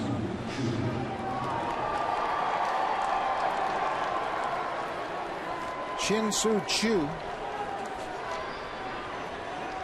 He doesn't have a hit tonight. He reached on an air line drive. He hit to center. Rajai Davis did make a play on, went off his glove. No diving. We talked about this before the first game, and we haven't talked about it during the game yet. Okay, the Indians came into this game as a team hitting .260, which is good for 5th in the American League. Let's put things in perspective. 10 years ago, that same average of .260 was good for 13th in the American League. How about that, how the game has changed? The game has changed dramatically, and it's really kind of been a subtle change. Now the pitchers are dominant, and a lot of people will point right to PED testing and say, okay, well, now it's more an even playing field. And I'll give you some of that. But what it does, too, it brings into focus just how dominant Jose Bautista's been. Where he can have 20 home runs, hit .363 when the pitchers are supposed to have the upper hand. Here's a big bouncing ball. Rivera, good throw to second, but no return throw to first. Pretty good play by Rivera. You know, I was talking to Brian Butterfield today about Juan Rivera, and he said, I had no idea he would look this good at first base. He looked confident. He's got good hands. And I said, the best hands on the team, you think, at first base? And he said, that's not a false. Yeah, that's not a stretch by any means. It's a good argument. Brian Butterfield works with all the infielders, and he has really put in a lot of extra time with Rivera trying to help him with the transition. I said, who knew? You know, I mean, he played the outfield all spring and was the DH. They moved him over to first base, and he's looked great. Edwin Encarnacion got most of the work at first base all spring long, along with Adam Lynn.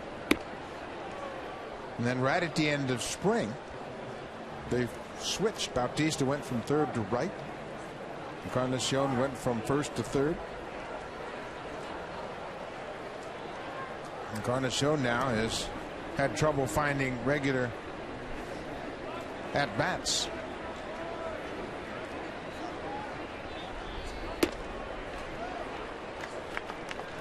One and two. To give you an update on Adam Lynn, he is to be in the Dunedin lineup tonight as the DH. The plan is to have him DH tonight, Thursday night, and play first base on Friday night. And then if all goes well, there's a possibility he could show up in Baltimore over the weekend. A very short plane ride from Dunedin to Baltimore. And then, of course, the talk around the dugout early in the afternoon was Brett Lawrie. Lawrie was removed from the game last night after being hit by a pitch on the back of his left hand. X-rays were negative, and he is reported to have some swelling in that hand.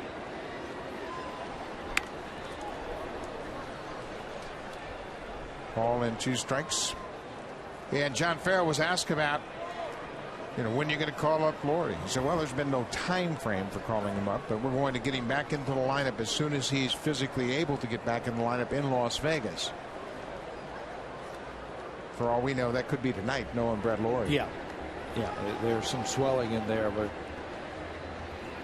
the pitch there, extra cautious when you're talking about a player like that. And I don't think it would be fair to him that if he gets hit on his hand and then misses a couple days to come to the big leagues and get his timing back against big league pitching. Yeah, you can see what he's done in minor leagues, and he's just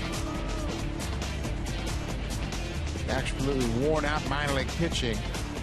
79 hits, 49 RBIs, and he's stolen 11 out of 12. His defense has improved. His base running is exceptional. He's ready to come to the big leagues. Yeah, he has done everything they have asked him. They asked him to become a little bit more patient at the plate, and he's done that. He's walked more times than he has struck out in the month of May.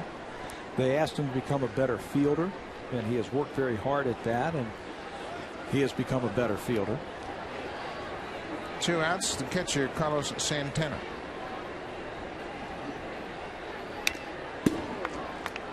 Well, now you're right. You make a great point too, and you could say, well, why don't they just put him on a plane and bring him to the big leagues and let him get healthy here? Well, that's not fair to Laurie. You want him to get back in the game, make sure he's okay, get his timing back, make sure he doesn't have any hangover from being hit in his head, and let him play a couple of games, and then say, okay, well, let's pull the trigger again then. Yeah, he'll go out and get 2 or 3 hits, and then you say, okay, see you in wherever, Kansas City or wherever. Aaron Seavey is throw to second. Not in time. Chu alertly moved up on the ball in the dirt. Nobody laying down on that Cleveland Indians team. The ball in the dirt, bounces in front of home plate, and Chu is not taking anything for granted. Will move up into scoring position. It's just the 1st of June, and we're only in the 5th inning, and there's no reason to play conservative. Play it the same way. Ball was in the dirt. You should move up 90 feet. It's a wild pitch charge to Zepchinski, and it looks like he's got something in his eye. If you see a player, and Chu is arguably their best player, he has been the last couple of years. If you see him starting to play the game well, okay, we've got this one, and I don't need to move up. Everybody else in that dugout of the Indians sees that and say, oh, that must be the right way to play. That's a leader to do that. You're not showing anybody up. You're playing the game the right way. And I think we have 2 of the best right fielders in baseball, the way they go about their business in this series. Santana takes the walk, a 2-out walk. It's 1st and 2nd. I agree with that 100%. Jose Bautista can do everything on the field, including lead his team. Same goes for Chu. I mean, it's hard to separate the two when you talk about the quality of their throwing arm. And they both throw very well. They're accurate. They're strong. They get to balls very quickly. They run the bases well. Bautista's got a little more pop, obviously. A little bit more speed for Chu. 20 stolen bases the last couple of years. Grady Sizemore with 2 more hits tonight. Breaks his bat. Ground ball. Escobar has to go to first. Just in time to get Sizemore. The inning comes to an end. The Indians strand a pair, but they have a big lead at 12-0.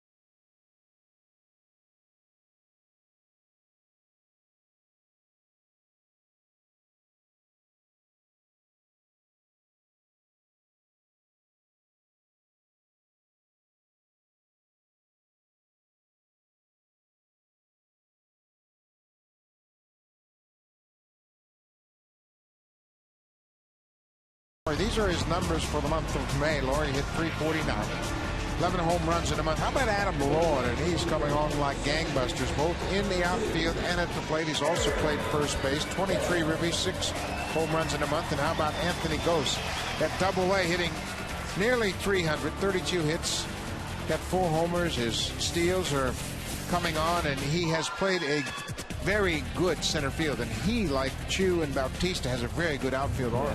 They're growing as players, and they are getting the hang of playing there. This is Gose's first go round over A-ball. Yeah. And he got off to a slow start, but he's starting to figure it out. He's got 22 stolen bases in 51 games. Sharply hit, but Cabrera has it. 360 and a throw on the money. Retires Aaron Hill to start the 5th. The June draft will take place next Monday, and we bring that up in reference to Josh Tomlin. Everybody is not a first rounder. Josh Tomlin was taken in the 19th round of the 2006 June amateur draft by the Indians. Eric Thames deep to center field. Brantley on the run at the track, at the wall. It is off the wall. Thames is headed for third. And they will have no throw as the ball is cut off. Eric Thames has his first major league triple. He's hit the ball on the nose twice tonight. He is the only one who's been able to figure out Josh Tomlin. He singled his first time up off the right field wall and then shows some good power to center field. Ball is blistered off the wall, and Thames running hard out of that home plate area, right out of the box, will make it to third base very easily. Stand-up triple, his first in the big leagues.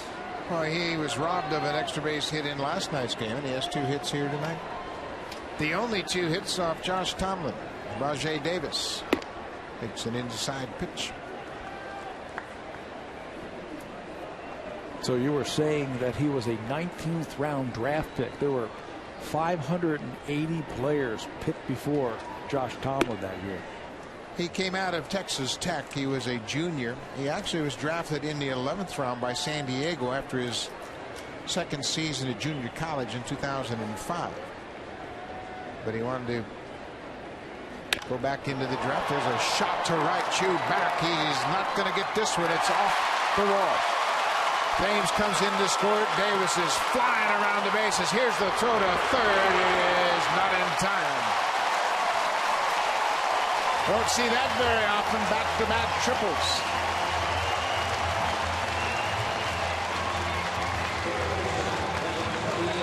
Couple of balls that are hit hard to the outfield. Rajay Davis flashing some pop to right field, and as soon as that ball got down, he leaned around second base, and the throw was a heck of a throw from the outfield. All the way in, but that great speed by Davis makes it with a hard slide.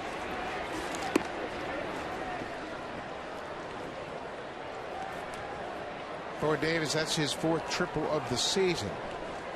That ties him with Coco Crisp for 3rd in the American League. Peter Borges of the Angels has 6 triples. Curtis Granderson of the Yankees also has 5 triples to go along with his 17 home runs. Borges really impressed me when we were out there last month. The way he commands center field.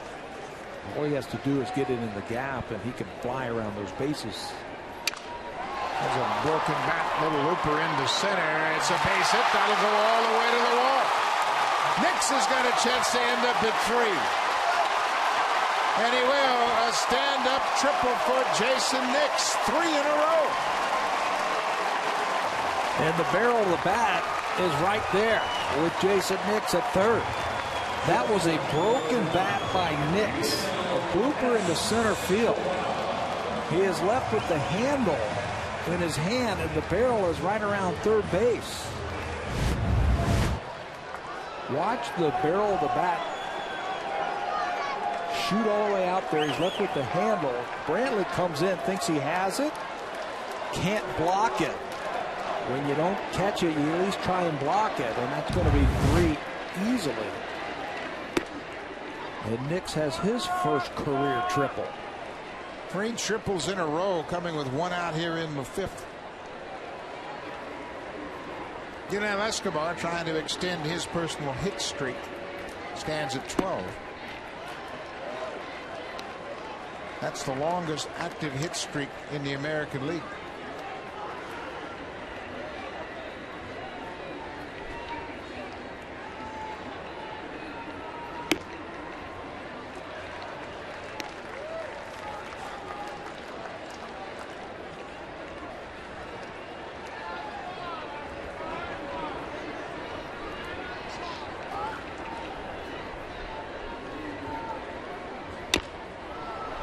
Bouncing ball. Nix has to hold at third, and Escobar is retired.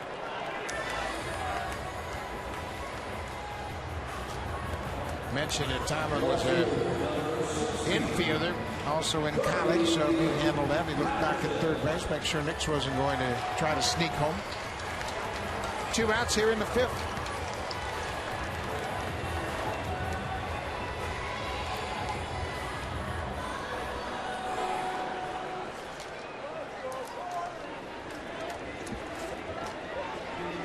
Corey Patterson has popped up and struck out. 2 trips to the plate.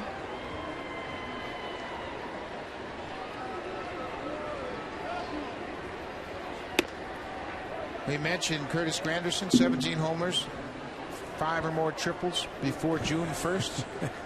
It's only the 2nd time it's happened in the major leagues. The other guy that did it, he was a Yankee, wasn't he? He was a big Yankee. Babe Ruth, 1928. He had 5 triples and 19 home runs through May 31st. That's amazing. Curtis Granderson has tied Babe Ruth. 0-1, 2 outs. Change up downstairs. Ball on the strike to Corey Patterson. Blue Jays have gotten on the board. 3 consecutive triples. Thames, Davis, and Nix. Here's another spot where Tomlin this season has been very good. 2 outs, runners in scoring position. Knocked down by Everett. He won't have the play.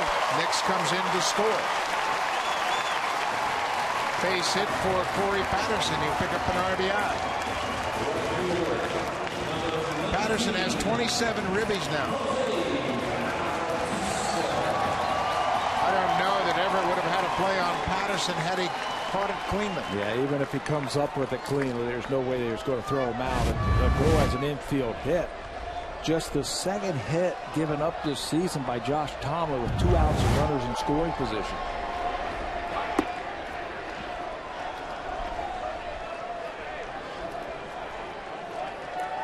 Bautista has walked and struck out.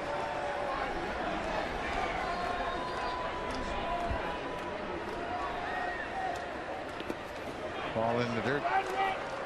Santana blocks it. Patterson has to hold his ground at first.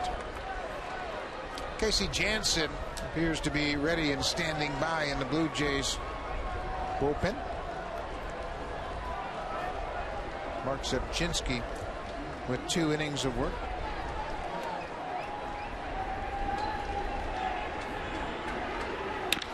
Bautista to center field. Brantley over on the run, makes the catch.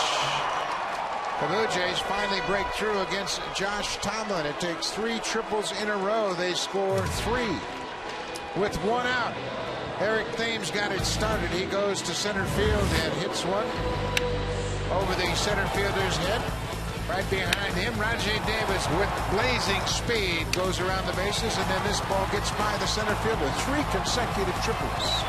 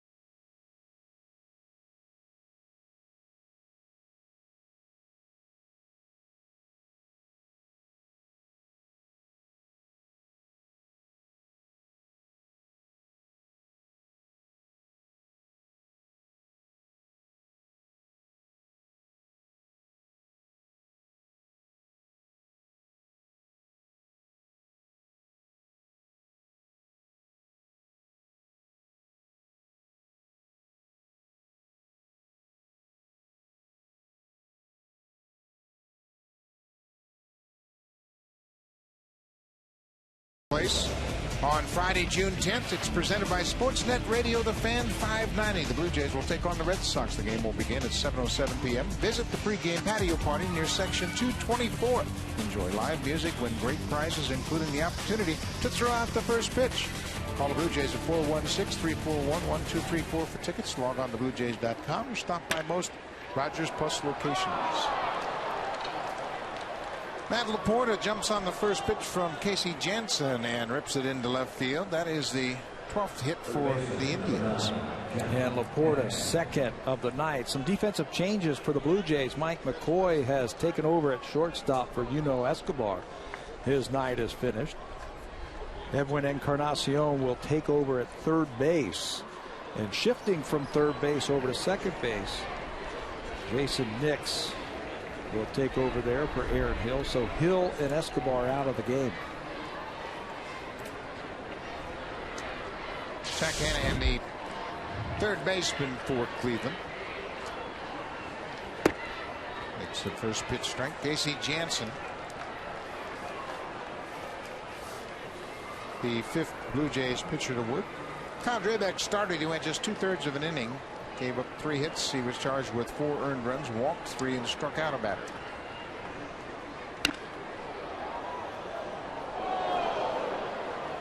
Oh, 1-2.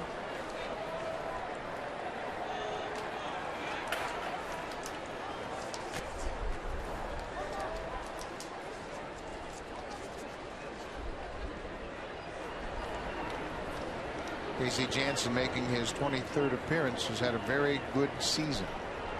Opponents hitting just 200 against Jansen.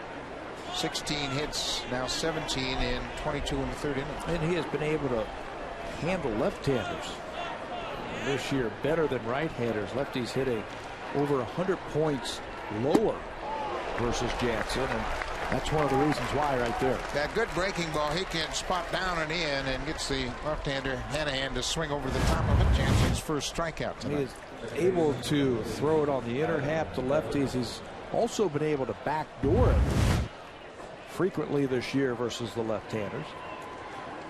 When you have him in the game, you know you're going to get a lot of strikes. He comes out and just attacks that strike zone.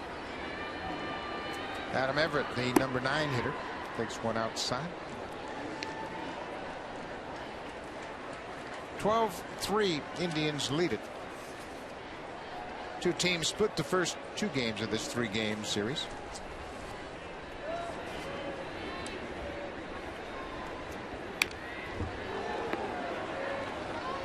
How about some performers as the calendar changes over to June? What May was like for some of these pitchers. Ricky Romero had a great month of May, 3-1 with a very good ERA. League hit just .214 against him. Jason Frazier has been consistent all year long. Made 10 appearances in May, and same for Casey Jansen. It was a great month of May.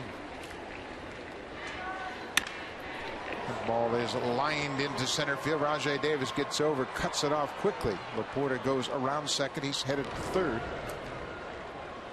Everett with his second hit of the night. We saw this with the Blue Jays on Monday night. Didn't make a difference who was at the plate. Everybody was swinging the bats, and they scored 11 runs on 13 hits. Didn't matter what the pitch was, how hard it was, who was throwing it. They looked very comfortable at the plate. The Indians doing the same thing. Everett with his second hit. He has a multi-hit game, and now Brantley comes up for the 5th time. What a series he's put together. 6 for 13 in the series for young Michael Brantley.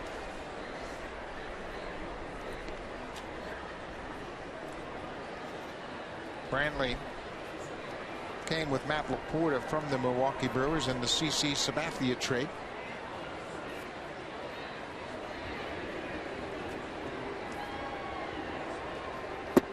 If you look around the Indians lineup, you can say that about just about all of them. Yep. They've all been acquired in trades of one form or another. Asdrubal Cabrera and Shin-Soo Choo both came from the Seattle Mariners. Santana came from the Dodgers. Sizemore came from the Expos. You mentioned Laporta. One of the things with Michael Brantley, they have He's done such a good job at the top of that lineup. It's given them a chance to take Grady Sizemore and put him down in an RBI spot in the lineup.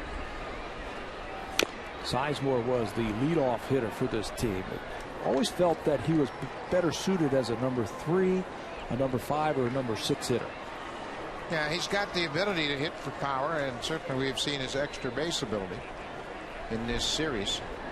Sizemore had a pair of doubles last night, another one here tonight, a free run double in his first at bat in that 4-run first inning. Plays the game the right way too. Now, Brantley, on the other hand, comes into this at bat with an on base percentage of .356. A little bit more what you want from your leadoff hitter. He's also reached base 38 of the last 49 games at least one time. Well, it's not unlike what happened with the Blue Jays last year when Jose Bautista was leading off. He had to lead off out of necessity. And then Fred Lewis was acquired in a deal. He came and joined the team April 15th. Bautista moved down in the order and became a home run RBI guy. It was funny. We were looking at the lineup from the last time the Blue Jays played the Indians last year. And we almost fell off of our chairs when we saw Jose Bautista hitting 7th. It just didn't look natural. Yeah, there were 2 guys in the lineup that were still here with the team. That was last May 3rd when Mitch Talbot started against the Blue Jays and Brett Cecil. Fred Lewis was leading off, and Overbay was there. John Buck. Aaron Hill was hitting 2nd. Yep. Vernon Wells. Bouncing ball. Rivera goes to 2nd for 1. Back to 1st.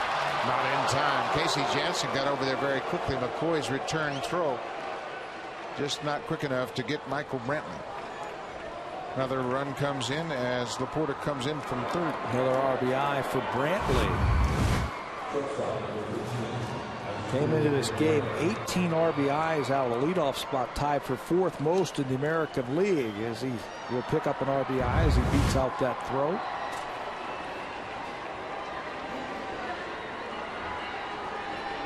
McCoy in defensively to start this inning. They've made wholesale changes on defense, and Cabrera gets another hit. Hits it down the right field line. That'll go all the way to the wall. Brantley will be stopped at 3rd.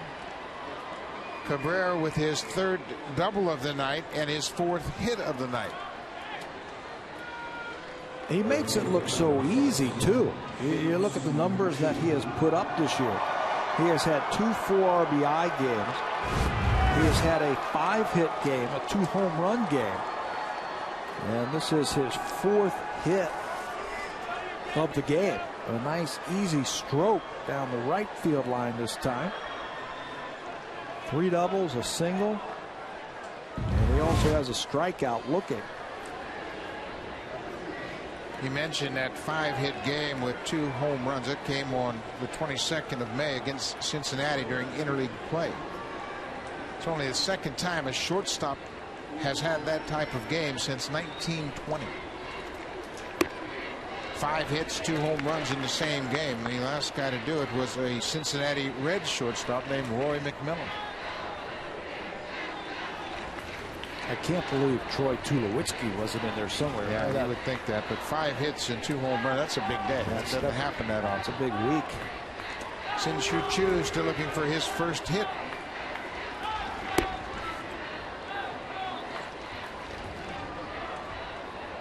Choo is just 2 for 13 in the series.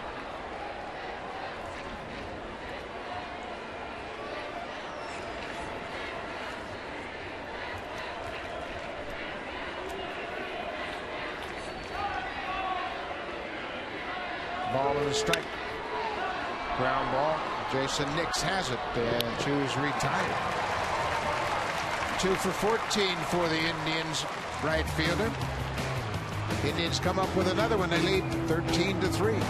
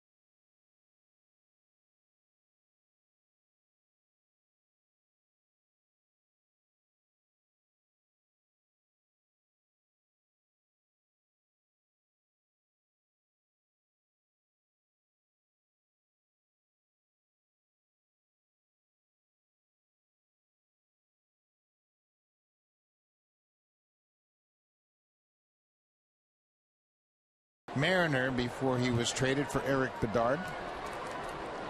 They got George Sherrill, Adam Jones, Chris Tillman, Cam Nicolao, all from the Seattle Mariners in exchange for the left-hander from Navan, Ontario, Eric Bedard. Juan Rivera starts things off here in the 6th. Lined out and flew out.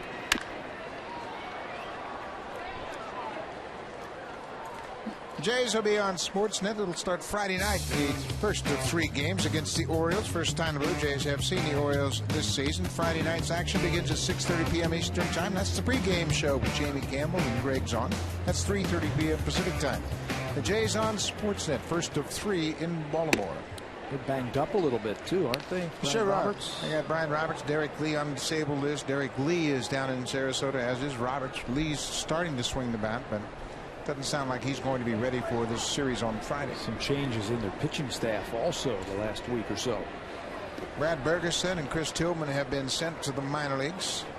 Nick Markakis was scheduled to play first base this afternoon in Seattle. He's got a little shoulder problem, and he hadn't played first base before, but they want to keep his bat in the lineup. And sure, as you mentioned, they're banged up a little bit.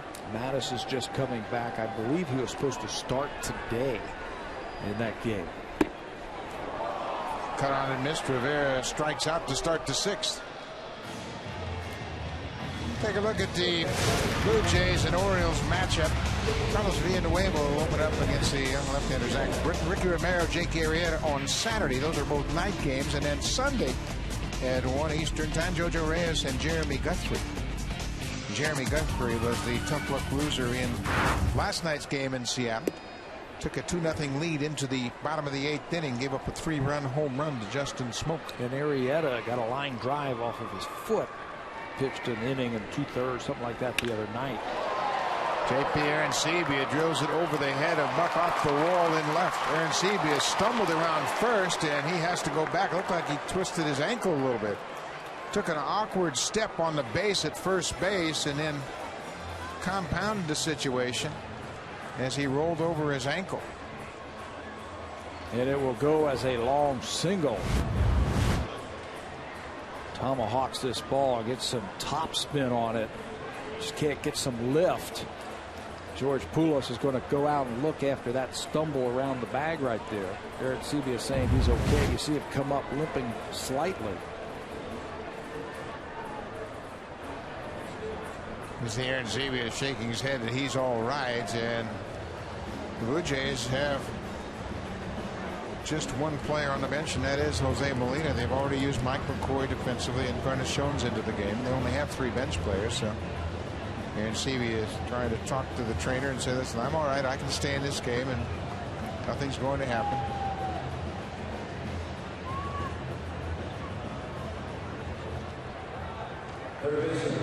Edwin Encarnacion came on defensively. He's batting in Aaron Hill's spot in the 6th spot in the batting order. This will be his first at bat.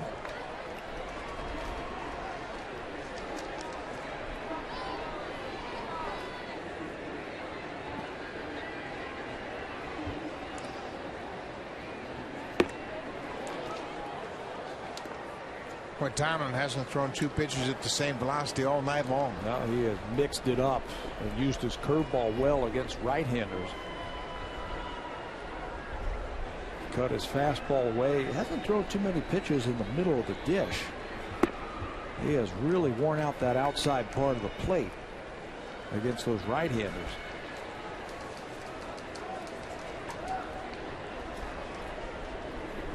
Ball on the strike, 1 out. Off the plate outside. Tomlin has been kind of a run magnet this year. He pitched in a game at Kansas City. The Indians scored 19 runs. They won 19-1. Hopped out of play. In that game, they hit 7 doubles against the Royals. That is the season high for doubles. They have 6 doubles again tonight. They had 6 last night, 6 more tonight.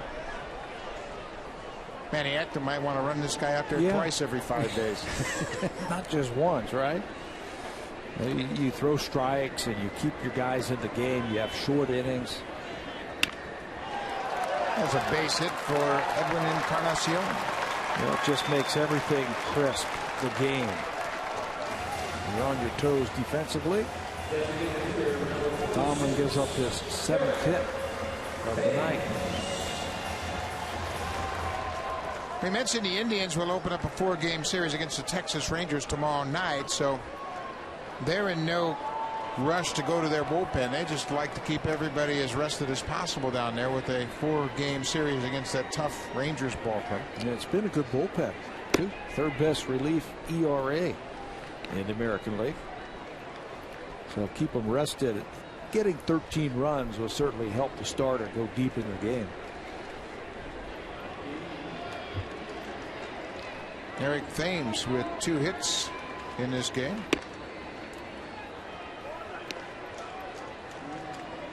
Thames has held his own since coming up from Las Vegas, batting .282 as we speak. Collected his first major league triple in the 5th inning. How do you like his approach at the plate? Love his approach at the plate. He's got good balance there. Keeps his front shoulder in. And I like his approach where he can hit the ball wherever it's pitched. A lot of times you'll see hitters have just a one-plane swing all the time. And they can't hit certain pitches, a breaking ball away or a fastball up. Thames has the ability, I think, to be a good hitter because he can take that barrel to the ball. Comes up empty that time on a good overhand curveball. 7 strikeouts now for Tomlin. And he's used his curveball there to get a lot of them. Rajay Davis, the middle of 3 consecutive triples in the 5th. Drives this ball to left field. Buck back at the wall. Home run, Rajay Davis. A 3-run shot, his first of the season.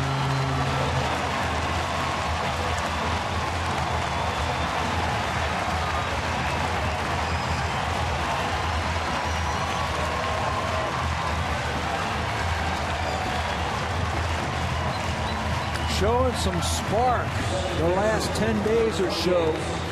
Rajay Davis starting to pile up the RBIs. Hanging pitch, and this ball is blasted to left field.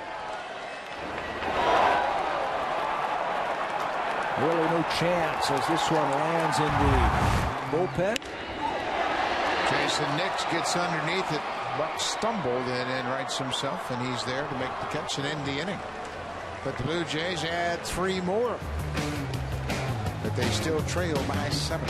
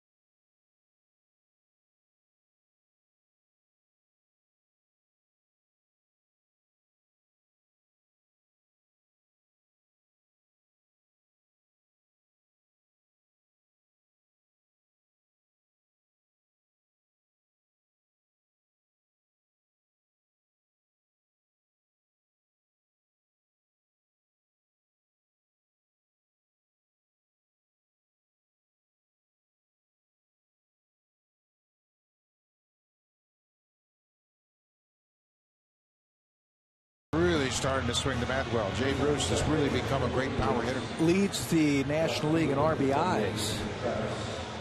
Jay Bruce to go along with those 17 home runs. Going into the game tonight, 44 RBI. He'll add to that total. One ahead of Prince Fielder coming into this game.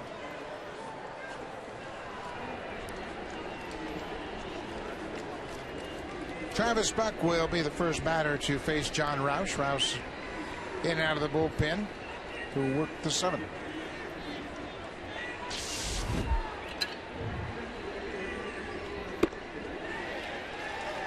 Blue Jays got just 2/3 of an inning from their starter, Kyle Drabek. Roush, the 5th reliever to work. Tonight is a Johnny Holstaff night. Trying to get it through this game. Camp worked an inning in 2/3. Jason Frazier 2/3 of an inning. Mark Zebchinski 2. Casey Jansen 1. And now John Roush. For Roush, his 23rd appearance of the season.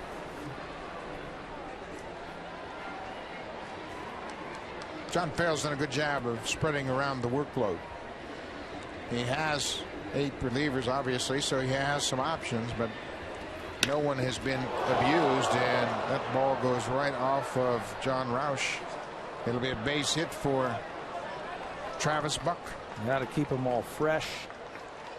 And you got to put them in good situations to be successful. Travis Buck now has a multi-hit game. This one right off the big shoe of Roush. Not sure where that ball went as it ricocheted off of his foot. There, then knocked his cap off. Infield single for Travis Buck. Oh, looked like it hit the foot and then went straight up and knocked his cap off. He had no idea where the ball was after that. So Buck's aboard with a leadoff single. Carlos Santana.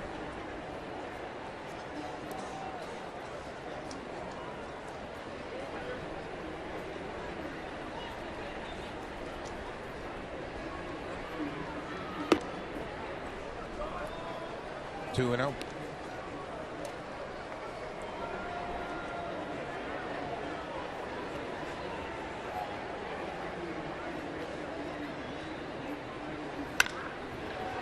Rivera backhands it quickly to second for 1. Back to first in time.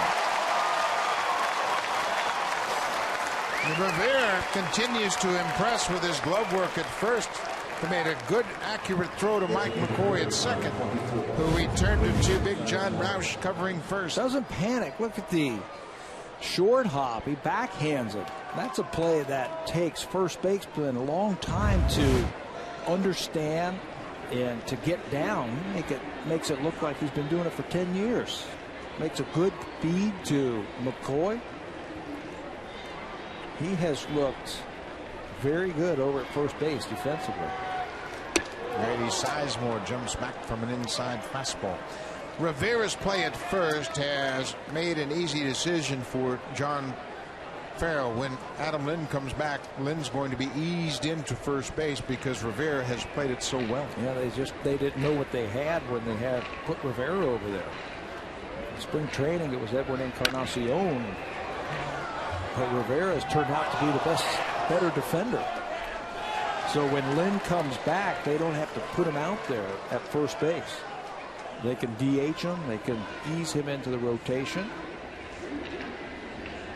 That seemed to be the root of Lynn's problem, was all of the activity around first after being a DH most of the previous couple of years. Played a little bit in the outfield, but playing on the turf every day, new position, bending over, taking throws, a lot of things. He had some problems with his back, and they've strengthened his core muscles. And they anticipate he'd be fine, but when he comes back, he's going to be rotated between a DH spot and first base. John Roush with a good curveball gets Grady Sizemore. Big double play in the inning, and then the strikeout of Grady Sizemore. Roush comes on, has a very good 7th inning.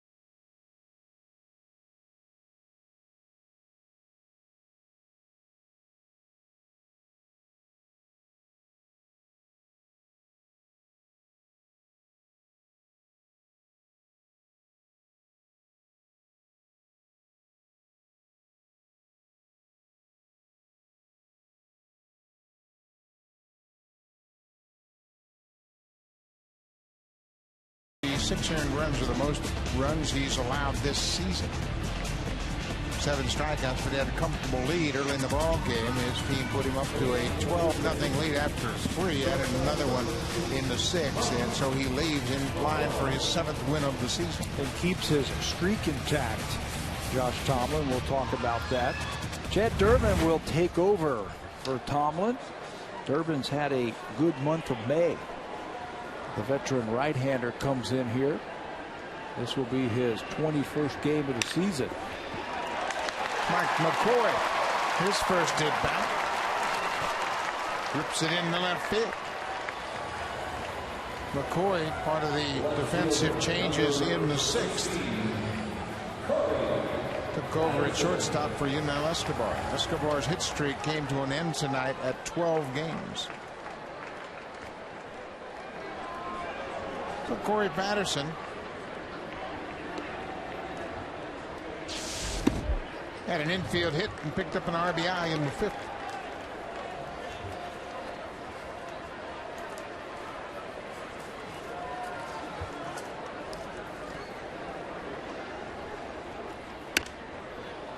Fights it off, and it will reach the seats. Durbin's month of May was very good, reestablishing himself as a player you want to use. 2-0 in ERA under 3. Gave up 4 earned runs the whole month for the Indians.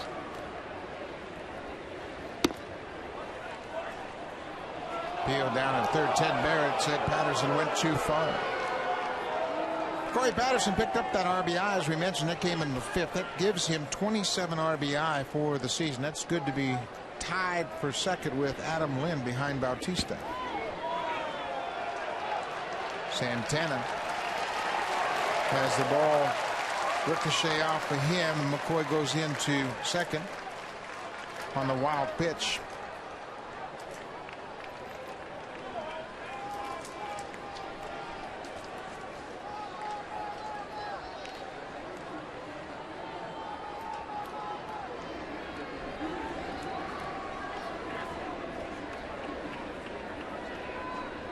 Durbin pitched in the opener in this series. Came on and pitched the 5th and 6th inning after Carmona was knocked out after 4. Back up the middle. Bobbled, and Patterson's safe. McCoy moves to 3rd. We will see how they score that one. It looked like it was going to work out for the Indians. It looked like Durbin got a glove on the ball, ricocheted over to Everett, but then in his haste to make that play a little bit too quickly, he will be charged with his 4th error of the season. Good start here in the 7th inning as the first 2 batters reach. Jose Bautista. He bats with nobody out. Sharply hit. Hanahan has had a great series with the glove. Takes another hit from Bautista. A 5-4-3 double play. McCoy comes in to score. No RBI on the play. You know, you can't guide it after you hit it. And Bautista scorched one right at Hanahan. Soft hands. He turns it easily. This ball is shot right at him. And it's an easy play once he gloves it to get it around the diamond. Boy, Hanahan and Cabrera on the left side, not much gets past them. He has been a revelation at 3rd. Yeah. Not hitting much, but boy, has he saved some runs. And they've made their share of errors this year. Between them, they have 8 errors between them. But they have made a lot of plays. They're going to make errors because they have exceptional range. They're going to get to balls that other guys don't get to. 2 outs on Rivera 0 for 3.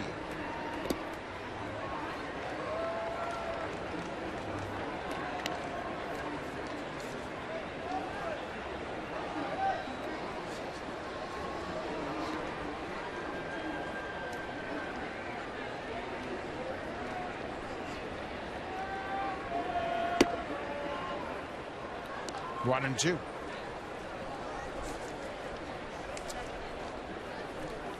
finishing up that thought about Josh Tomlin's streak. 23 games now where he has thrown at least 5 innings to start his career. He keeps adding to his record for the Indians. Well, that just reflects his background. He's a strike thrower, never walks himself into trouble.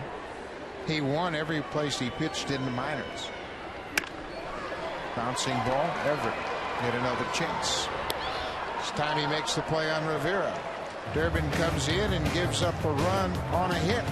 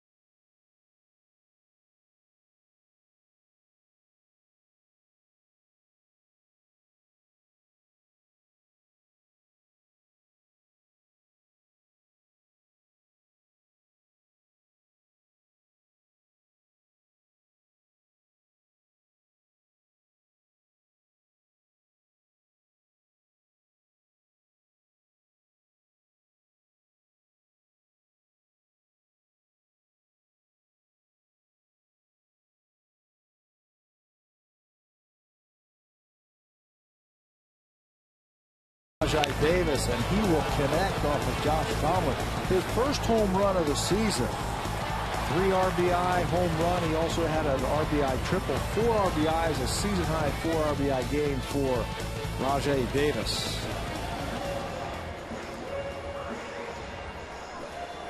Davis starting to swing the bat a little more consistently. Tell you what, he energizes the ball club when he gets on base. Everybody anticipates stolen base, first to third, scoring from first. He can do a lot of things to help the ball club win when he gets on base. Yeah, he got 14 RBIs now this year, 6 of them in this series against the Indians. It's good production from the bottom of the lineup.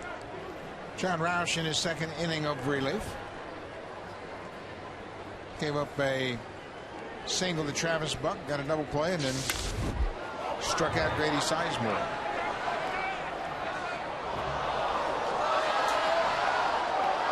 The Indians hit the ground running tonight against Kyle Drabek. Back-to-back doubles to start the game. And Drabek battled his control. He had 2 walks before the Grady Sizemore 3-run double.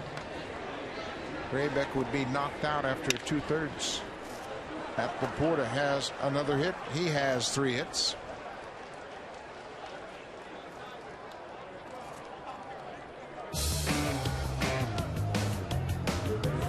Save during the Beauty Tone Paint Sale only at Home Hardware and Building Center locations. Homeowners helping homeowners.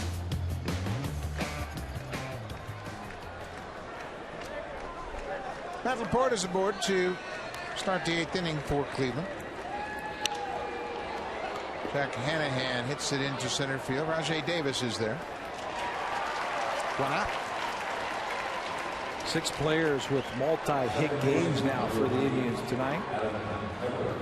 Carlos Santana with 3 walks. Shin-Soo Choo looking for his first hit. It's a bad feeling. Yeah, you walk in the clubhouse, everybody goes, way to go, everybody but Choo. Yeah, and it seems like you're hitting every inning or every other inning. When you don't have a hit, everybody else does. That's a bad feeling. He'll get his. You can count on that. Oh, yeah. Oh, he's a good player.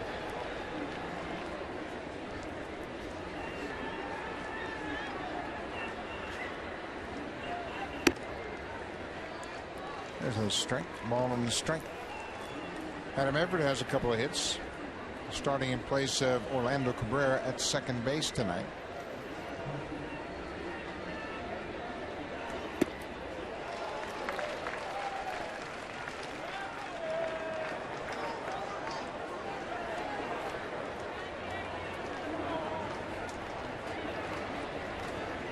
Orlando Cabrera gets the night off. He's been a real boost to this ball club.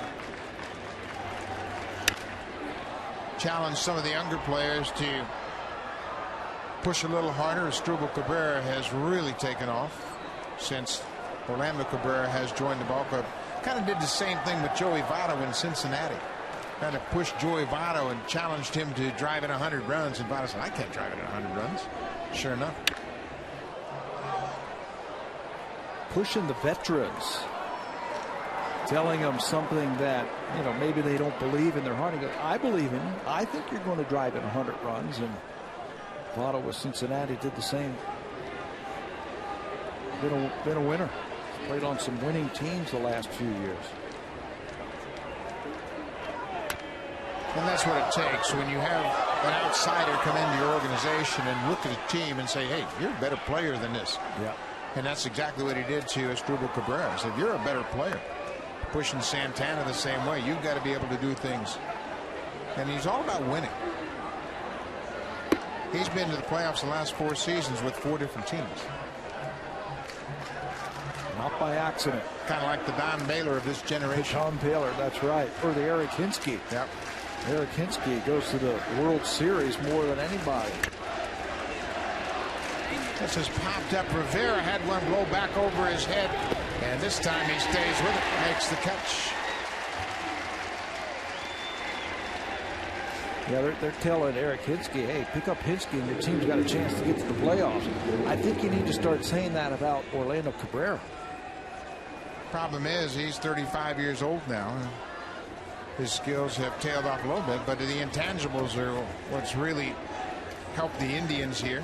And there he is.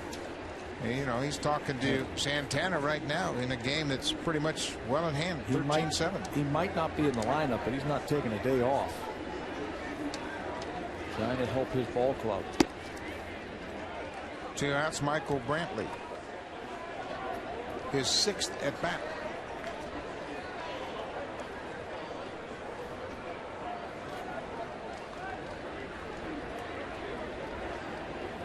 Do you have those 4 teams for me who he has played on the last few years? Well, the last 4 times, I mean, he's been in with Los Angeles, Chicago, the White Sox, Minnesota, Cincinnati.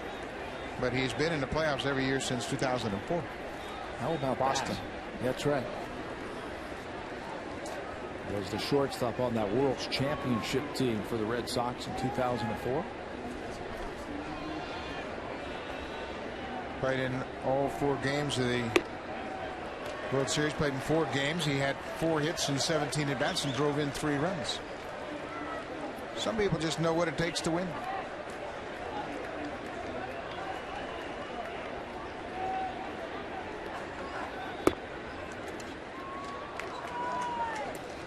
Three and 1 to Michael Brantley. 2 outs. Matt Laporta with his 3rd hit of the game is at first base. 13-7. The Indians have been out front all night. This ball is popped up into center field. Rajai Davis makes the catch. The Indians strand a run. Now it's time for a connected update with Jamie and Greg live from the Blackberry Broadcast Studio at the Rogers Center.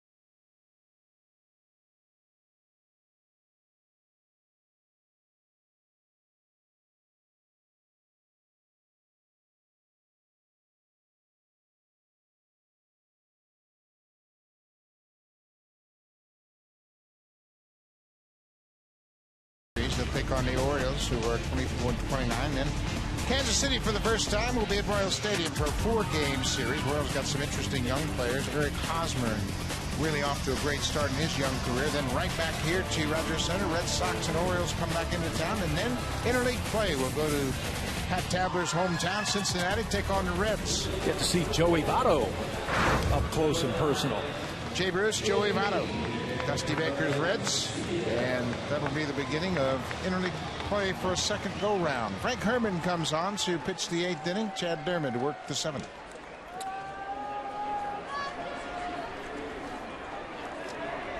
We have seen an historic event. First time the Blue Jays have had 3 consecutive triples in an inning in a game, and it came in the 5th inning. Ball is hit to right field by Aaron Sebia. Chu is there. Get back to the triples. Came with 1 out in the 5th. Thames hit a triple to center. Davis hit a triple to right center, and then Nix hit a triple under the glove of Michael Brantley in center. The last time a team hit 3 triples in a game, it happened twice in 1981. Montreal Expos hit 3 in the 9th inning against San Diego on May 6th. And then the Cubs had 3 in the 4th inning, April 25th. So it's happened, but it's happened a long time ago. 30 years ago. Doesn't happen very often. 3 consecutive triples in a game. Blue Jays have hit 3 triples in a game or more 14 times in franchise history. Especially on the artificial surface, that would happen a lot, but 3 in a row. I don't think I've ever seen 3 triples in a row. No, I don't remember that. Maybe when I was in Kansas City playing with all those great teams in the 70s playing on that artificial surface. In a big ballpark, you just get it in the gaps and let all those speedsters run. Everybody but you and I could run in Kansas City.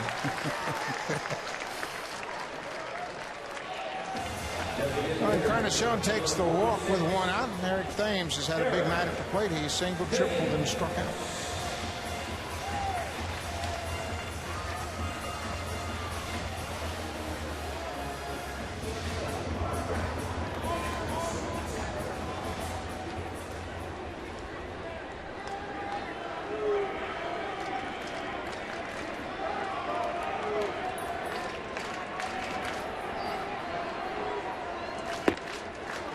Frank Herman started out the year on the Indians roster. He was optioned to AAA on the 13th of April. Pitched just 4 1/3 at that time and got sent back to AAA. Then he was recalled from Columbus on the 28th of April, but did not make appearance. Went back on the 30th, back and forth. We had a chance to see him last year in Cleveland. Another one of those arms that come out of that bullpen throwing 93, 94 miles an hour. Yeah, there aren't a lot of recognizable names down in that bullpen, but boy, they hold their own. Chad Dermott is the most experienced of the bullpen, but we have seen Vinny Pastano, Joe Smith, Chris Perez is their closer. He's got a big arm. Finished out the game last night in a non-save situation. 2 left-handers are pretty good. Rafael Perez and Tony Sipp. Their team opponent's batting average for the bullpen is 4th in the American League at just .234. Well, they come out of that bullpen throwing strikes, and they throw hard. Just 56 walks, tied for the 2nd fewest in the AL. They've got good balance. 2-2. Just off the plate, full count. 1 out, bottom of the 8th. Blue Jays trailed by 6.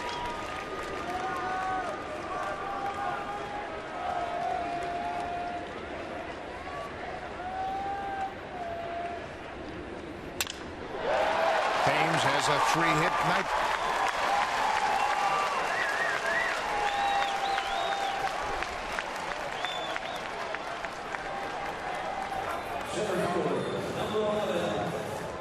Lots of firsts for Eric Thames. First 3-hit game. A single. In his first at bat, a triple, and now another single to right field. Pulled that one, got the head out on that one.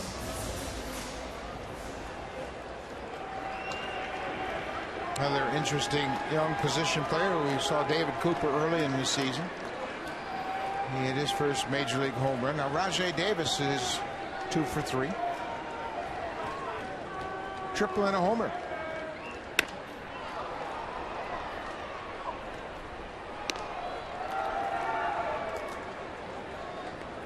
How about a 3-run homer right here to make things kind of dicey, huh? I don't have any problem with that. That would get the attention of the Indians.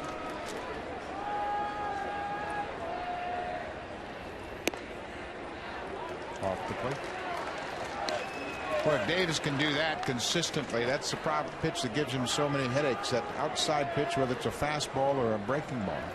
That's why they have moved him a little bit closer to the plate so he can recognize it a little bit better. Lay off of it. You see right now he is right on the inner half of that plate. Same pitch this time, he chased it.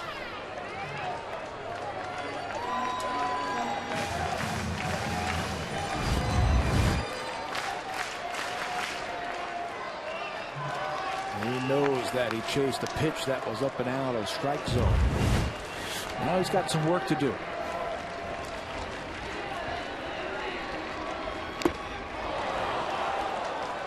Good fastball from Herman. You mentioned the big arm, 95 down and away for the strikeout.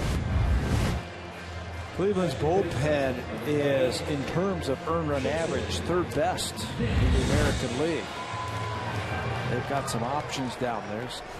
Kid can throw the ball hard. Picks up his first strikeout of the night. Bottom 3 in the Jays order have 6 of the 10 hits. Jason Nix, the third of those 3 consecutive triples. It's the first pitch strike. That's one thing you like about a bullpen. You got arms down there that can throw 95 and above. They're going to have some strikeouts and get you out of situations with runners on base. They still throw it to a good spot too. That Pistano that we saw yesterday was very impressive. Different look from Joe Smith, the sidewinder. Pistano is ready down in the bullpen should they need another reliever.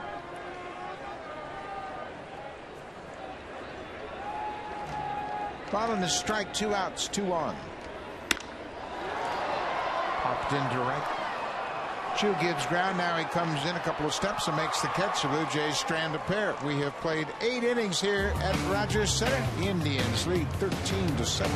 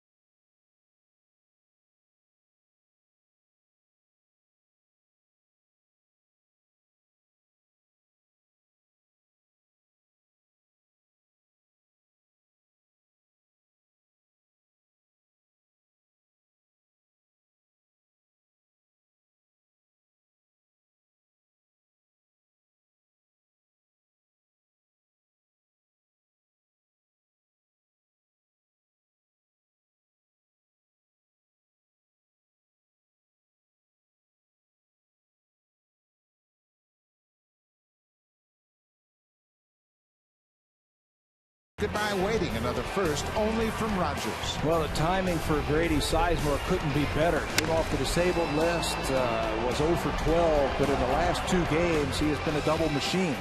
And it's his double in the first inning that clears the bases and really breaks this game open.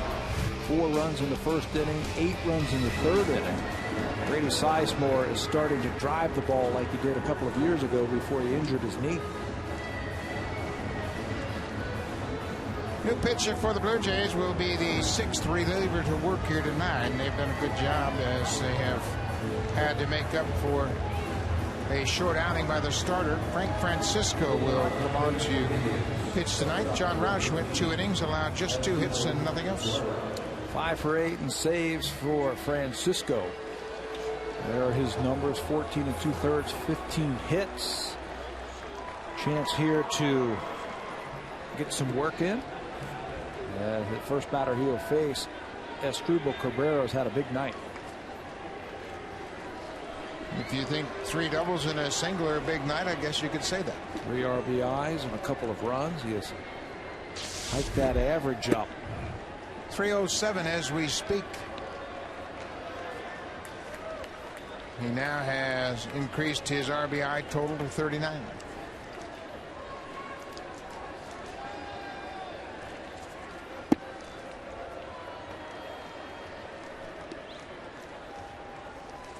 That would move him ahead of Mark Teixeira into the 5th spot in the American League. Among shortstops, he leads so many categories. Forget about it. He can keep this up for another 6 weeks or so. He'll be playing in that All-Star game. Certainly, with the success the Indians have had as a team and the season he's off to, you'd think he'd make the All-Star team. Manny Acta, the manager, always teaching with this young team. You can see him talking to the young catcher Santana. That ball is drilled to center field. Rajai Davis will stop just short of the warning track and make the catch. Both of the managers in these games will be at the All-Star festivities. John Farrell was asked in spring training, as was Manny Acta. Both of them accepted. They will be coaches for Ron Washington's American League squad.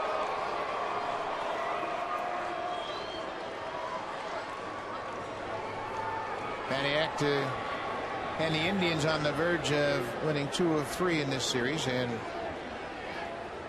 going 3-3 on their 6-game road trip, which is about where they have played this year on the road, right at 500.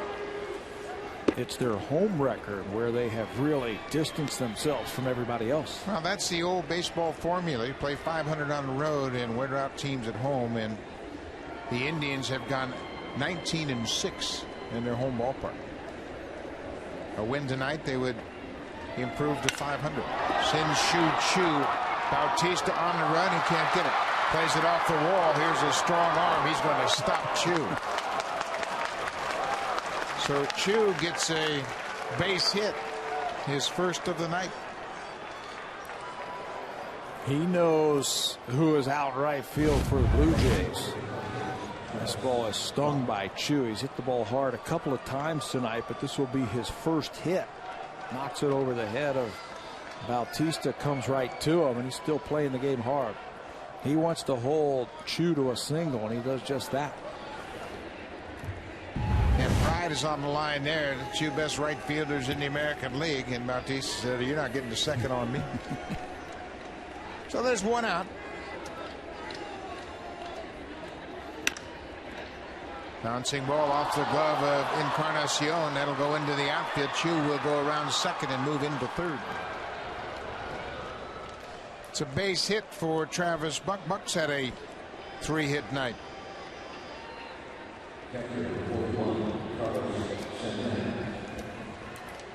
That's the 18th hit for the Indians.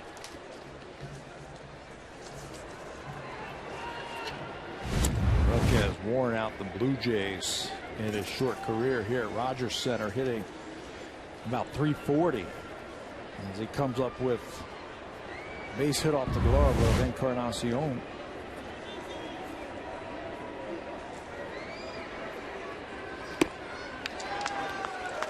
Santana with a wild swing. In that game that you were talking about at Kansas City when they scored 19 runs. The Indians had 20 hits in that game, so they're getting closer to their season high.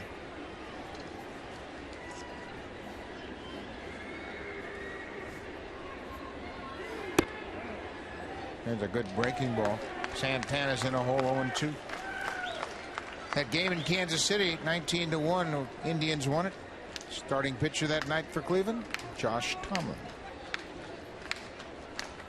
He scored him some runs.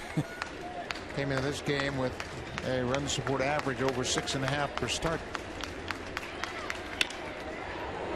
Ball is lifted into center field. Chu tags at third. Davis will come up throwing. Chu will stop. He had no intention of going, I don't think, in this situation. Davis made a strong throw anyway.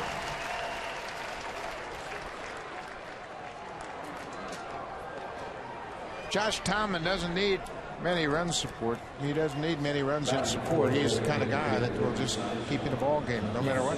His ERA was under 3 when this game started. And he's still out on that bench cheering on. Grady Sizemore has been pulled back. Lou Marsden has picked up a bat and will get an at-bat here in the 9th inning for Manny Acta's team. Marsden is a backup catcher.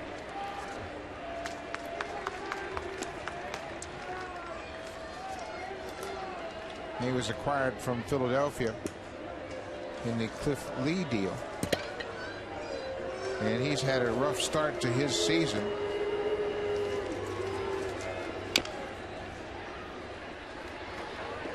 Especially batting against right-handed pitching. 1 for 32.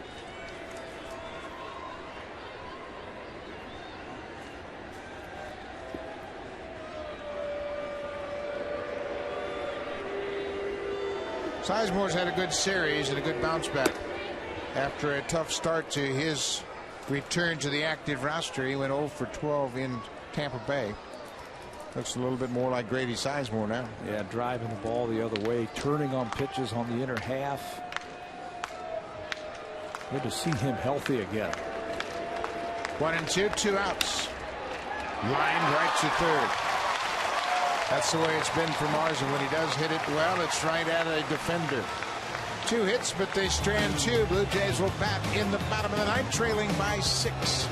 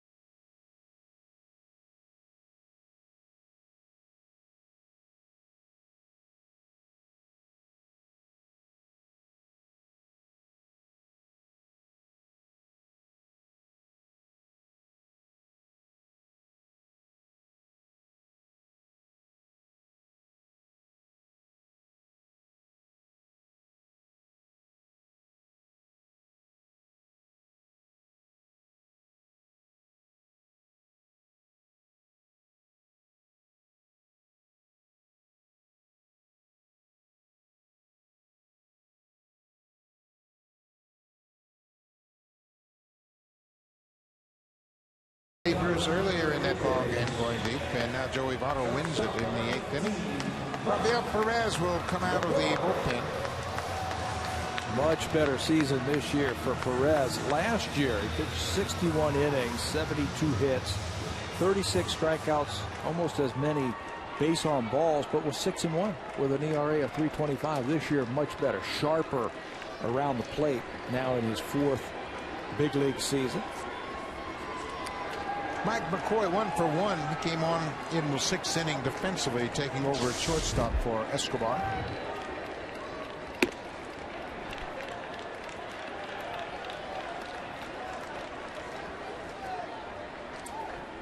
the Indians can make this 6-run lead hold up, they will improve to 20-6 on the season when they score first.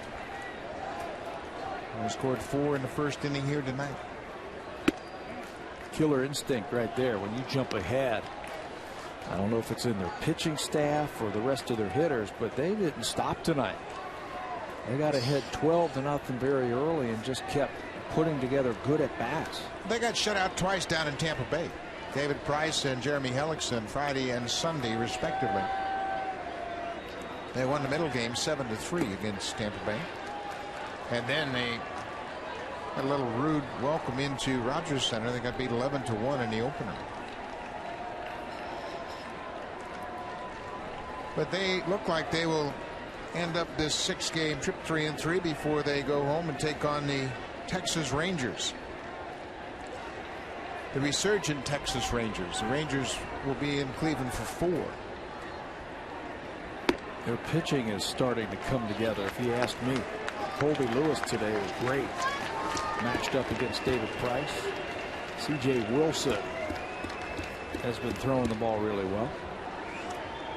It'll be Harrison, Ogando, Holland, and C.J. Wilson on Sunday.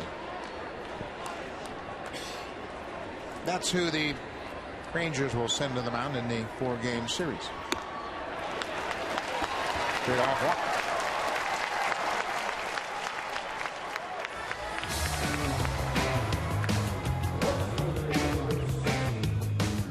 Save during the Beauty Tone paint sale only at Home Hardware and Building Center locations. Homeowners helping homeowners. Leadoff man aboard here at Rogers Center. Blue Jays batting in the bottom of the ninth, trailing the Indians by 6.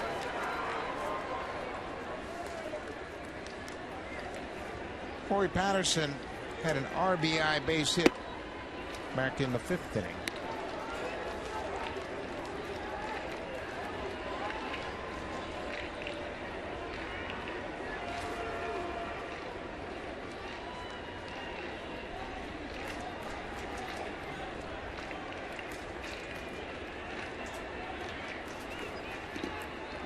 Ball is bounced and Santana blocks it, and McCoy, of course, down by 6, just holds his ground at first.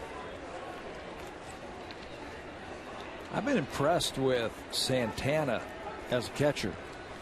I was talking to Sandy Alomar last year about the young catcher. He says, look, he works hard. He's a converted infielder. He does a lot of things. They do drills every day to help him move around behind the plate. Perez goes to second in the dirt, and all hands are safe. Boy, you can see that coming. Rafael Perez very deliberate as he turned and wanted to make sure he didn't make a bad throw, and didn't you know it? He made a bad throw. Threw it into the dirt. Right now you are counting outs. Don't even take a chance at trying to get that lead runner. Just get it out. Make that play over to first base. It's a lot easier.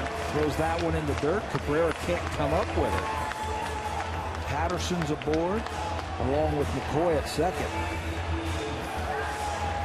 That would have been a bang-bang play even if he threw a chest-high ball right at Cabrera. Fielder's choice and an error 1.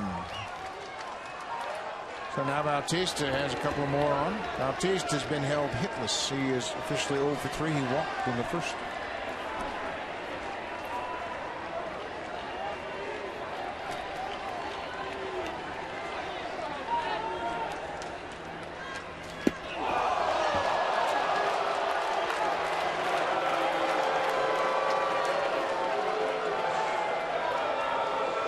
Wow pitch. So Perez has had an interesting inning. Leadoff walk, fielder's choice, threw one away, and now he throws a wild pitch. Yeah, he couldn't find the plate where McCoy was hitting. Couldn't find second base on the comebacker. Now can't find the plate with Bautista as he throws it to the backstop.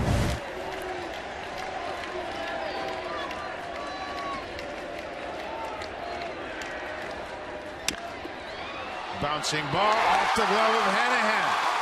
Patterson's going to come around. 2 runs will come in.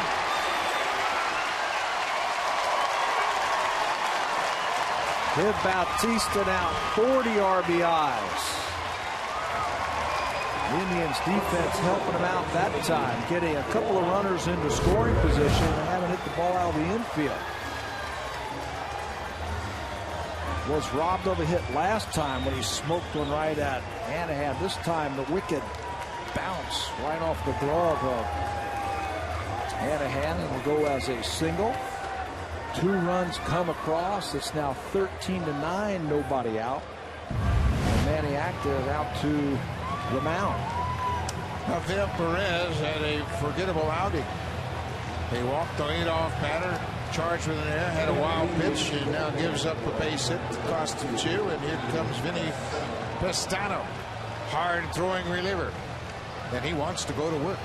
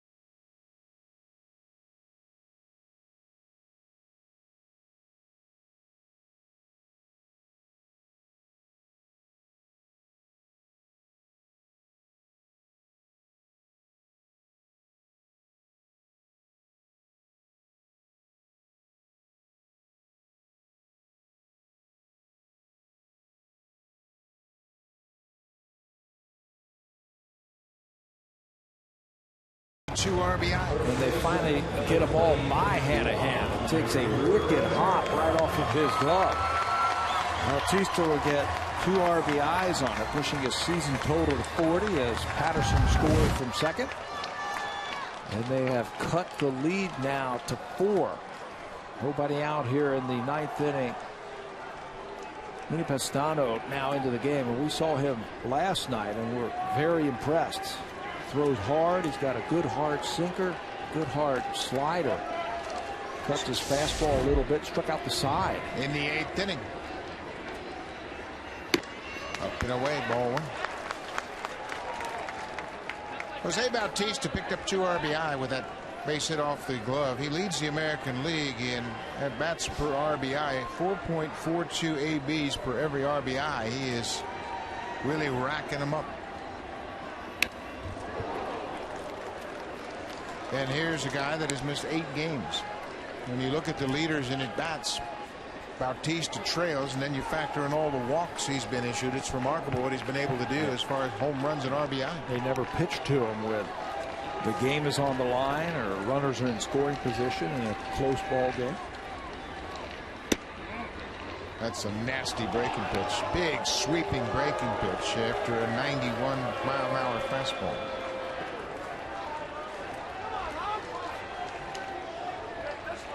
Pestano faced Hill, Thames, and Davis in the game last night.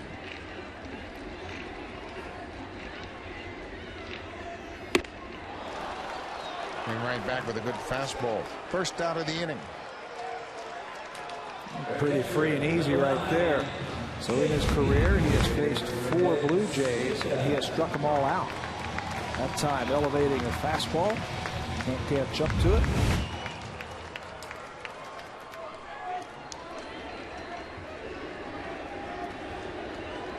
JP Arencibia 1 for 4 tonight. After the first pitch.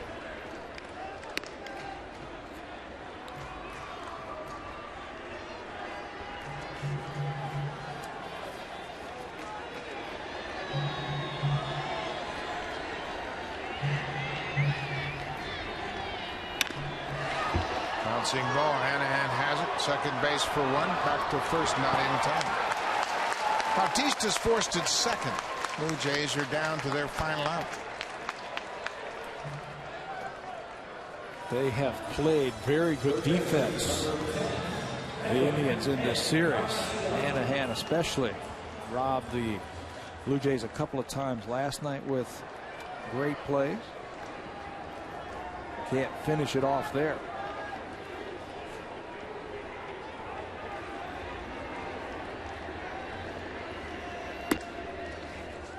Edwin Encarnacion has singled and walked in 2 at-bats. He entered the game in the 6th inning defensively, giving Aaron Hill the rest of the night off.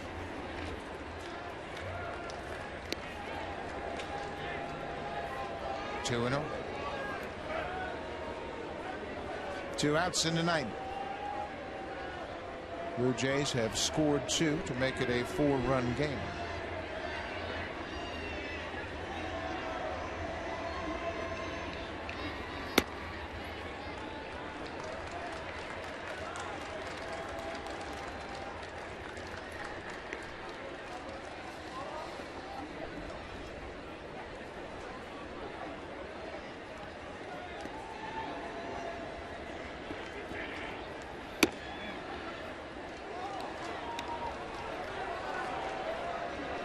Three and 1, 2 outs.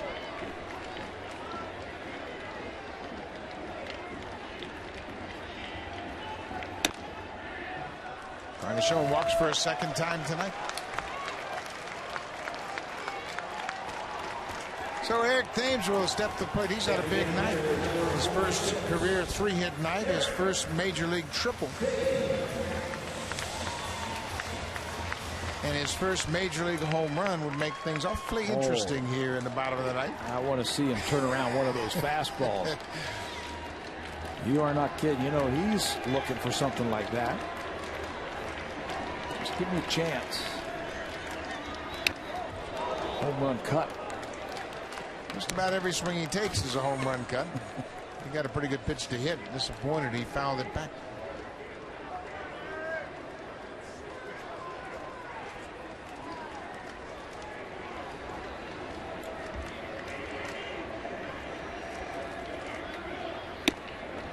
That big sweeping breaking ball. That breaks a long way. It looked like it was off the plate outside, and it broke over the heart of the plate. Well, they use him in big situations too, and they usually win when he enters a game. It drives 16-6 when he pitches.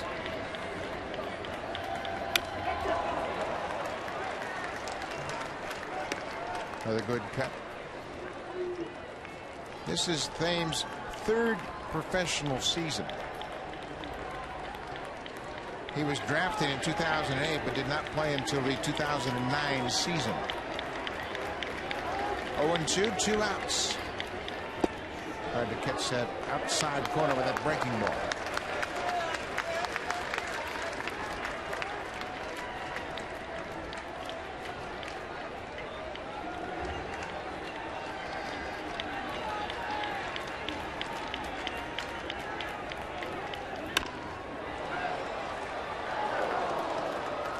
Fastball just inside that Thames had to go after. Too close to take. It looked like a cut fastball. It was so hard. It got right in on his hands. He had that and his fastball, sweeping breaking ball. Watch the late movement. Just have to fight that one off. Breaking ball gets him. Pistano comes out of the bullpen and ends the 9th. Big sweeping breaking ball. 2 strikeouts for Pistano. 5 in the last 2 innings he has pitched against the Jays, and he has been a tough customer. The Indians win the series. They win tonight 13-9. They pound out 18 hits, take 2 of 3 from the Blue Jays. Blue Jays will be off tomorrow. They will start the Orioles series on Friday. Stay tuned now as we join Jamie Campbell and Greg Zahn in the Blackberry Broadcast Studio at the Rogers Center.